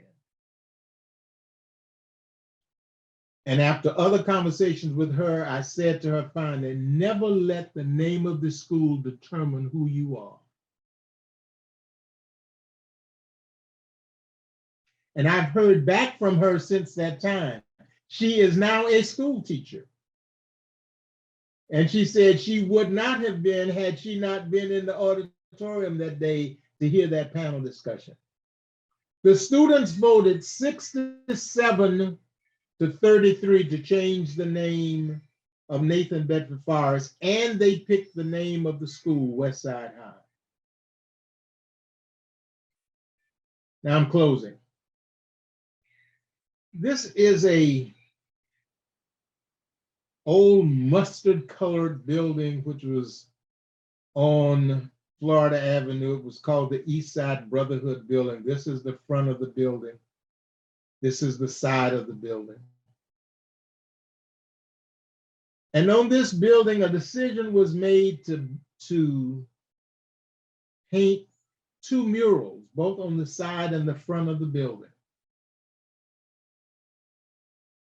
And we ended up getting some young people working with Dr. Rudy Jameson and Dr. Chris Jansen of the University of North Florida.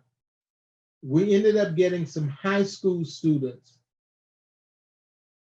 25 Black and white high school students. And I taught them, we had classes. It took us, it didn't take us a year, we took a year to teach them about Axe Handle Saturday and the sit-ins and all of that. And then they started working on the mural. First thing they did was that the muralist, the lead muralist, painted the building white. And this scribble that you see is not graffiti. It's what the muralist put on relative to how they would deal with the painting of the murals. They did not outline the different images that they put on the mural first. They did not do that first. Hold just 1 minute, please.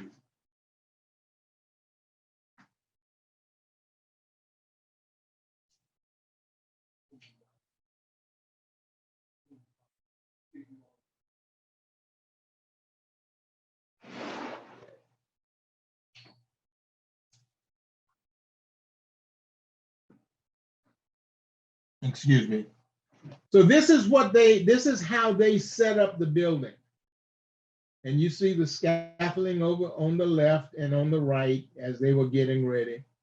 And these are the students working on the side of the mural. They made a decision. The students made the decision as to what would go on the mural. This is the lead muralist. Her name is Nicole Holderbaum. And they decided to put on the side of the building the cover of my book and Charlie B. Griffin and a picture of me and Roy Wilkins on the side and on the front, Mr. Pearson. So this is how that process went. So this is the cover of my book. This is Charlie Griffin. This is me and Roy Wilkins. And this is the mural that's on the side of that same mustard colored building called the East Side Brotherhood. And this is the front of the building with Mr. Pearson and axe handle on his side. And with the students involved, Dr. Jameson, Rudy Jameson, who co-authored my third book with me, Dr. Chris Jansen here, bald with the gray shirt on, and I'm over here somewhere with the red shirt on. And this young lady to the extreme right is the lead muralist. And this is how it looked. I took my book and Charlie Griffin and Roy Wilkins and Mr. Pearson to show you the original pictures and how the mural looked from those original pictures. Got a call one morning and the call said, Mr. Hurst, could you meet Senator Cory Booker at the mural? He was coming to Jacksonville and he was told that when he came to Jacksonville, he needed to go by and see the mural. And if you would be there to walk him through the mural and what it entailed, et cetera, et cetera. So this is a picture of Chris Jansen, Dr. Chris Jansen, Senator Cory Booker, me, Dr. Rudy Jameson, who was on crutches then. And this is a close-up picture.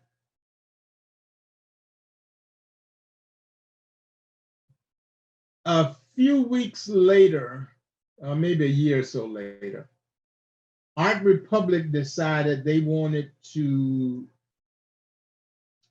do what they call mosaic tiles.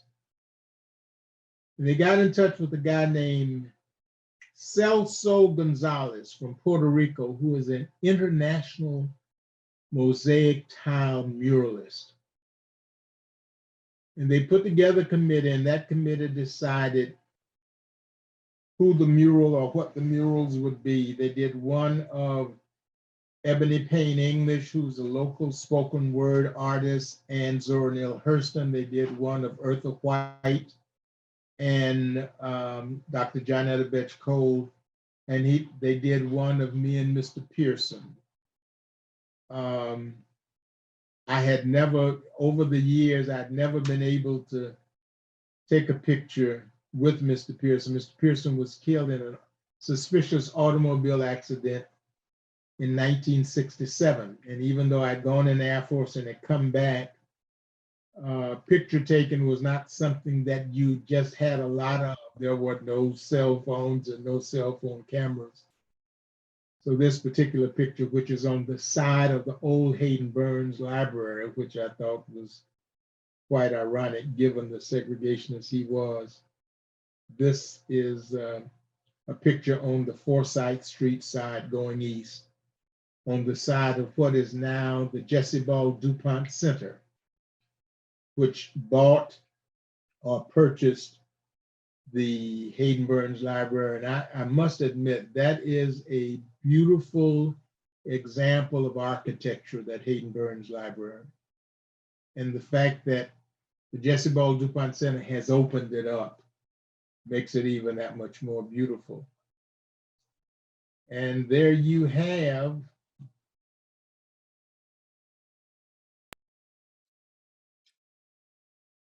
let me get out of this.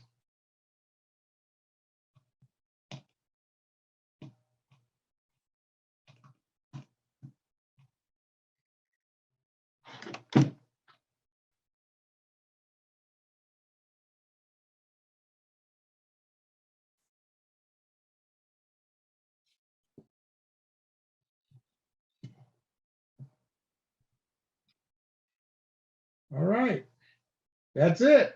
Well, thank you, Rodney. Oh. Thank you very much for a very informative presentation and an excellent slideshow. If I'm going to encourage everyone to pick up a couple of copies of his books. He's got 3 of them. If you haven't read them, please do. They are well worth reading. I promise you, you'll learn something. Rodney, we are past 8:30, but I'd like to stay a little longer, and I'll be happy to stay as long as you would like to stay, Rodney. But let's take a few questions. But if anybody has a question, but what I'd like to start with, Rodney, you've had such a storied life, and you've lived racism, and you know that racism exists. I know it exists. How do we change that moving forward? I mean, to me, it's the oppressor that has to change. But how do you make that happen? Well, the question is, Ken, who is the oppressor? Well, there's probably more than one segment of the population who is the oppressor, but I'd rather have you answer who the oppressor is. First of all, I cannot change racism. I can only fight it. You and the free thought society can change it. One of the problems that we have is that white folk don't want to deal with the racism. They don't want to deal with the racist governor or racist former president. They don't want to deal with the racist elements that we have. They don't want to deal with Black history and the comments about it is of little or no value. They don't want to deal with that because somehow that develops a process that makes our family and friends uncomfortable. We've developed in this country, Black folk and white folk, what I call comfort speak. We only like to say those things that we think each other want to hear. So when we go out, social events, religious events, civic events, no matter where it is, we keep the conversation away from those controversial issues because we don't want anyone to feel uncomfortable. And the buzzword is, we don't want anyone to feel guilty and uncomfortable.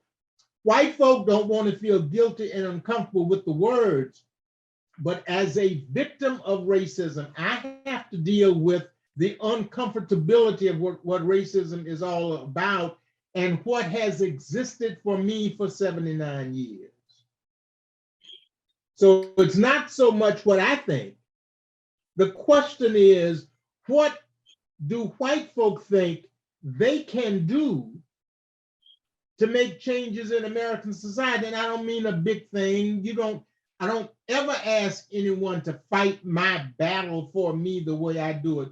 You don't have to sit in, you don't have to walk a picket line, you don't have to demonstrate, you don't have to do any of those things, but doing nothing is not an option. So when you're in these conversations with some of your family and friends and they say nigger, how many times do you say to your family and friends, I would appreciate you not using that language around me? Right.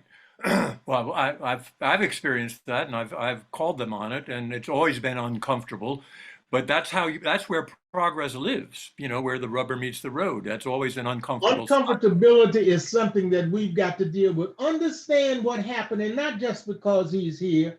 Understand what happened when Lance and his sociology students decided that they would do something about a high school that's now predominantly black, but was all white at that time, being named after the founder of the Klan and the first imperial wizard of the Klan, and then did not stop, but became my colleague and my ally on a panel fighting the image of naming a school after one of the founders of the Klan and the Fort Pillow Butcher.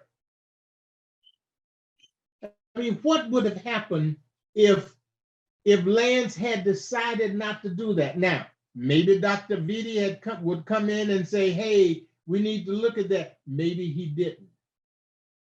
But a step was made by a school teacher to do something. What would have happened if my school teacher had decided, well, let's just go along, get along, and go with the American history textbook that only has the names of 2 blacks in that textbook? Right. And right now we have a governor that's basically saying to this state and the country that black history is of insignificant value, and teachers are petrified at the state level, the university level, and at public schools.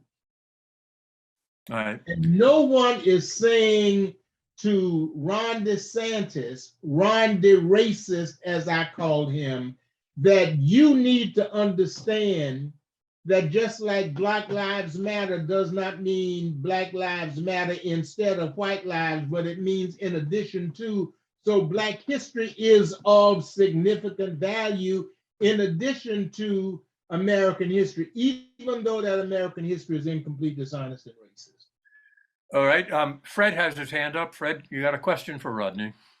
Yeah, just like to say what I grew up in California. My dad's in the Navy, and he moved around a lot. And though he grew up in Northeast Texas, he overcame his racism when he joined the Navy in 1957 as working with black men.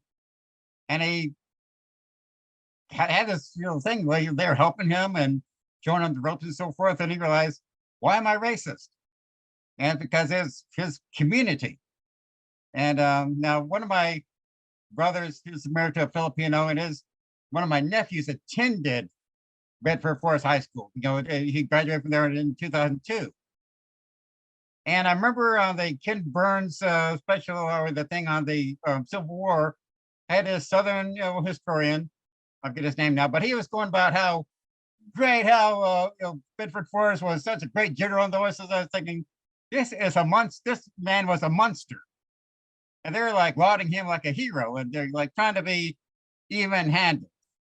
Like, how can you be even-handed on something like that? And like being even-handed on Hitler. I mean, it's not possible.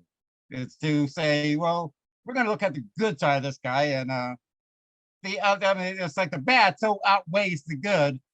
And with someone like Bedford Forrest, all his talent was for a despicable cause. Still look at him as something to idolize, which is astounding to me. One of my good friends who passed in October of 2021, and I was honored to speak at his service, Unitarian Church in Washington. His name was Jim Lowen, and he wrote a book called Lies My Teacher Told Me. Mm-hmm. Everything your American history textbook got wrong. And great book. and the thing that told me one day, he said, Rodney, I'm really saying the same thing you're saying, and he rifled off the names of different people. He said, but I know, just like you know, if I'm white and say it, it has more impact than a black person saying it. And this is one of the premier historians. He is the first person nationally to call to take down the Confederate monuments and memorials. And understand, and I say to students and I say to teachers, I'm speaking to a teacher group national convention here in town on Friday. There was no war between the North and the South. there was no war between the North and the South. You had states that seceded and they organized an enemy government called the Confederacy, and then they sought to overthrow the United States of America. And the only reason they were not tried for criminal treason is that Andrew Johnson, who was a sympathizer to the Confederacy and a supporter of slavery, gave them a blanket amnesty, a pardon, to use the Don Trump language, gave them a pardon, or else they would have been sent to a firing squad for criminally trying to overthrow the United States of America. And to this day, you have folk who will say to you with a straight face, Civil War had nothing to do with slavery. And then I run into people from New York who say, well, you know, we did not have slavery in New York. Yes, you did. Slavery was legal in New York until 1820, and they gave New York 7 years to make the transition from having slaves to no longer having slaves from 1820 to 1827. Every Ivy League school had part of their buildings and infrastructure built by enslaved persons. Every president of an Ivy League college during the time of slavery in that state owned enslaved persons. Harvard has put $100 million in an escrow account to do more research. Georgetown University put $100 million in an escrow account, and any person who is a descendant of the 273 persons that they sold gets a free ride at, if they can prove it, they get a free ride at Georgetown University. Harvard is doing something similar. Every Ivy League college is now finding out what they did in support of slavery. Bringing it back locally, Rodney, you're familiar with One Jacks, and formerly it was the National Conference of Christian and Jews, and then National Conference of Community and Justice. They've been affiliated with the UNF for about the last 10 years, and in the last month or two, there's a division between One Jacks, which purports to bring everybody together, both race and religion-oriented people, but there's a division between the UNF people and the One Jacks people, and they've separated from UNF just recently.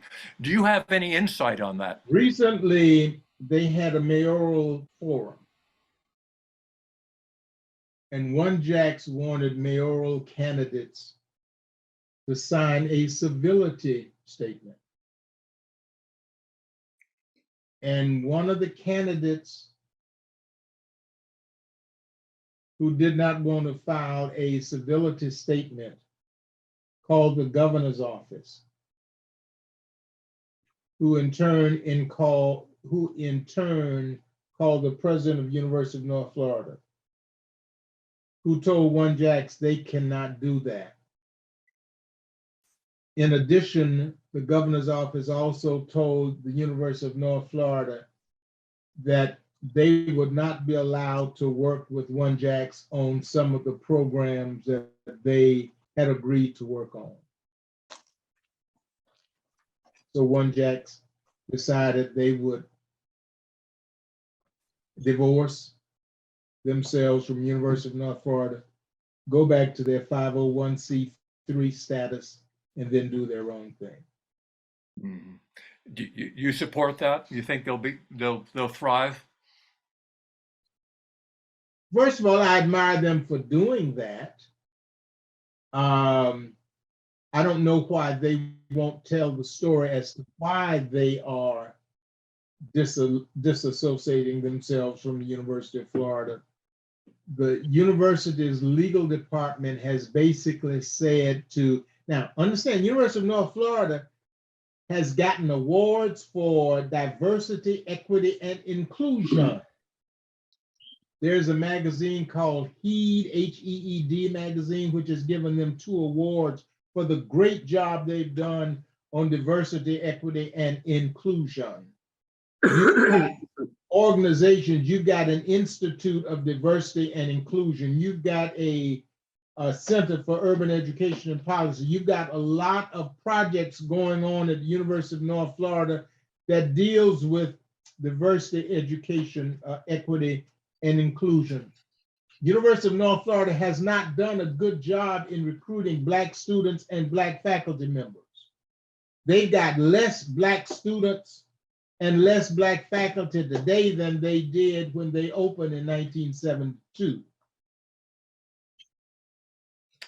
Okay. Yet no one is dealing with the fact, One Jacks is not even dealing with it the way it should be dealt with, that this toxic atmosphere that is causing professors to leave colleges and universities, other professors not to come to the state of Florida, and they're losing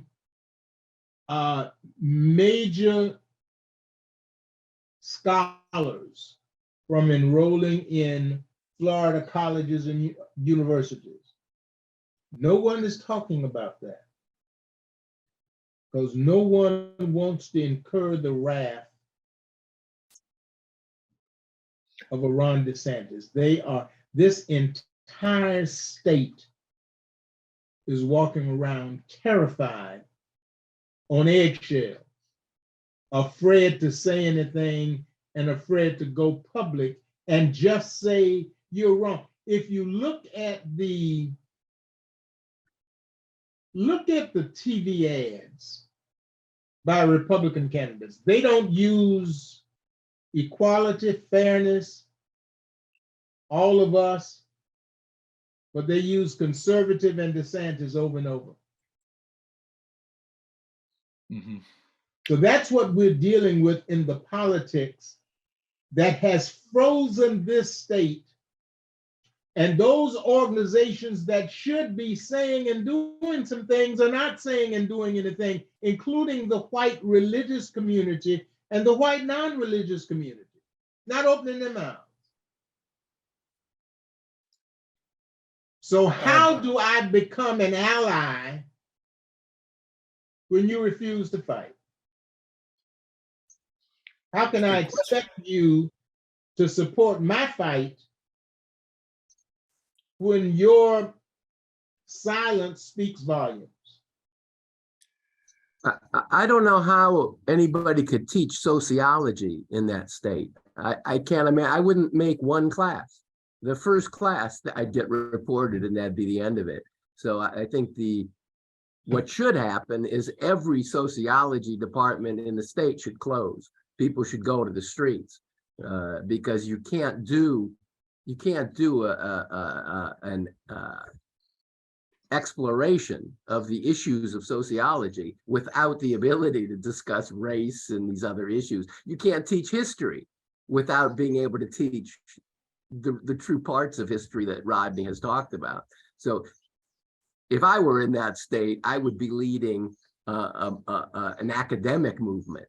Every academician should leave the classroom. It's ridiculous. I mean, it's absolutely ridiculous. Well, I'm looking at it from afar, but if I was doing my old job, literally the first day they would drag me out of the classroom. You can't talk about sociology without talking about race, and the truth about race. So, and gender, by the way, too. Same thing. How do you talk about sociology without discussing gender? It's impossible. And it's not. A bit of information. I'm working with a national organization that's having their national convention in Jacksonville in September. It's called the Association for the Study of African American Life and History, ASALH. It is the successor to an organization that was founded by Dr. Carter G. Woodson called the Association for the Study of Negro Life and History. And of course, Dr. Woodson also started Negro History Week in 1926, which has evolved to Black History Month. critical race theory in the Black academic community, they call small CRT. In the early 1970s, 3 PhDs, 2 of which I met, started something called cultural responsive teaching. And that was the big CRT. Critical race theory only came later. But that's what the races have attached themselves to, critical race theory, which is only taught in law school. Mhm. Culturally responsive teaching is still a buzzword for racist white elected officials, as if teaching how to deal with different cultures, how to deal with folk who are different, who look different, who act different, how to deal and not include any of that as equality. Anything that says cultural responsive teaching is a red flag to Tallahassee and in other parts of this country. Are there other questions for Rodney before we wrap up? Other comments, questions?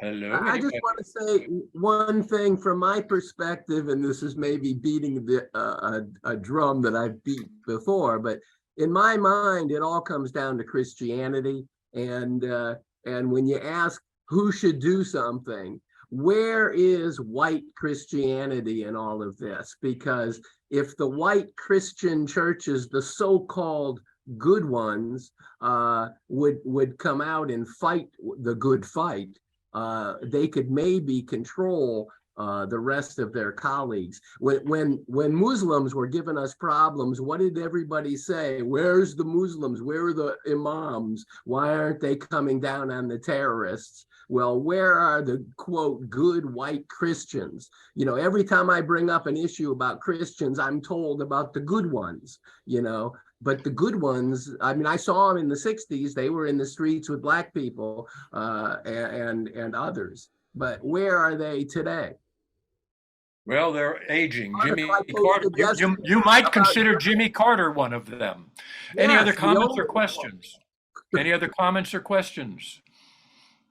Comments, questions? We're at 9 o'clock now, almost. Hearing none, I would like to say a hearty thank you to Rodney. I think your presentation is commendable on so many different levels. You have such credibility, and I look very much forward to the film that you're working on now, taking your 8-minute film and turning it into what would be considered, I guess, a short documentary feature, less than 40 minutes. Yeah, it'd be If you're 20 winning at 8 minutes, you're bound to also win at 40 or less. I look forward to seeing that as well. Well, I'm writing a new book for 12 to 18-year-olds about Axe Handle Saturday and the 1960 sit-ins. And like I did in my second book, Lance, I'm also writing about Nathan Bedford Forrest, so that young people, both white and black, between the ages of 12 to 18, for whom the book is targeted, Good. will understand those issues. Now, it probably will be banned given the toxicity of where we are now. That does not stop me from writing it, because the story needs to be told. Are you or do you have the same publisher, or do you have different publishers that I'm going to have a different publisher. I'm using an outfit out of Canada, Freeson Printing Company, and this will be, the book will be hardcover, and it will be available hopefully this summer. I've got a target date of late June. Asala comes to town in September, so I wanted to have it in place and in hand before Asala comes to town. Excellent. Thank you for that. And I'd you're like to targeting thank young you, folks. Ken, and my good friend Stephen Lance Stoll, and also Madeline, and those of you who've made me feel very accepted and warm. And understand, I don't change my conversation for the audience. So the truth is not depending upon whom I talk with, as in the writings in my book. And bottom line is, we've got to develop a way to communicate with each other and tell the truth. And that's not what we're doing today. Hear, hear. Thank you, Rodney. Thank you, everybody. Madeline, are you here? If you are, I think you are. It's time to shine and turn this whole thing off. I appreciate it very much, Madeline. Thank you, Rodney. Thank you, everybody. Thank you, everybody. See you next month Yeah. when we have Mandissa Thomas, who is the president of Black Non-Theists, an organization that we're going to want to learn more about. Anyway, stay tuned for information. Check our website. We'll see you next time. All right. Thank you, everybody.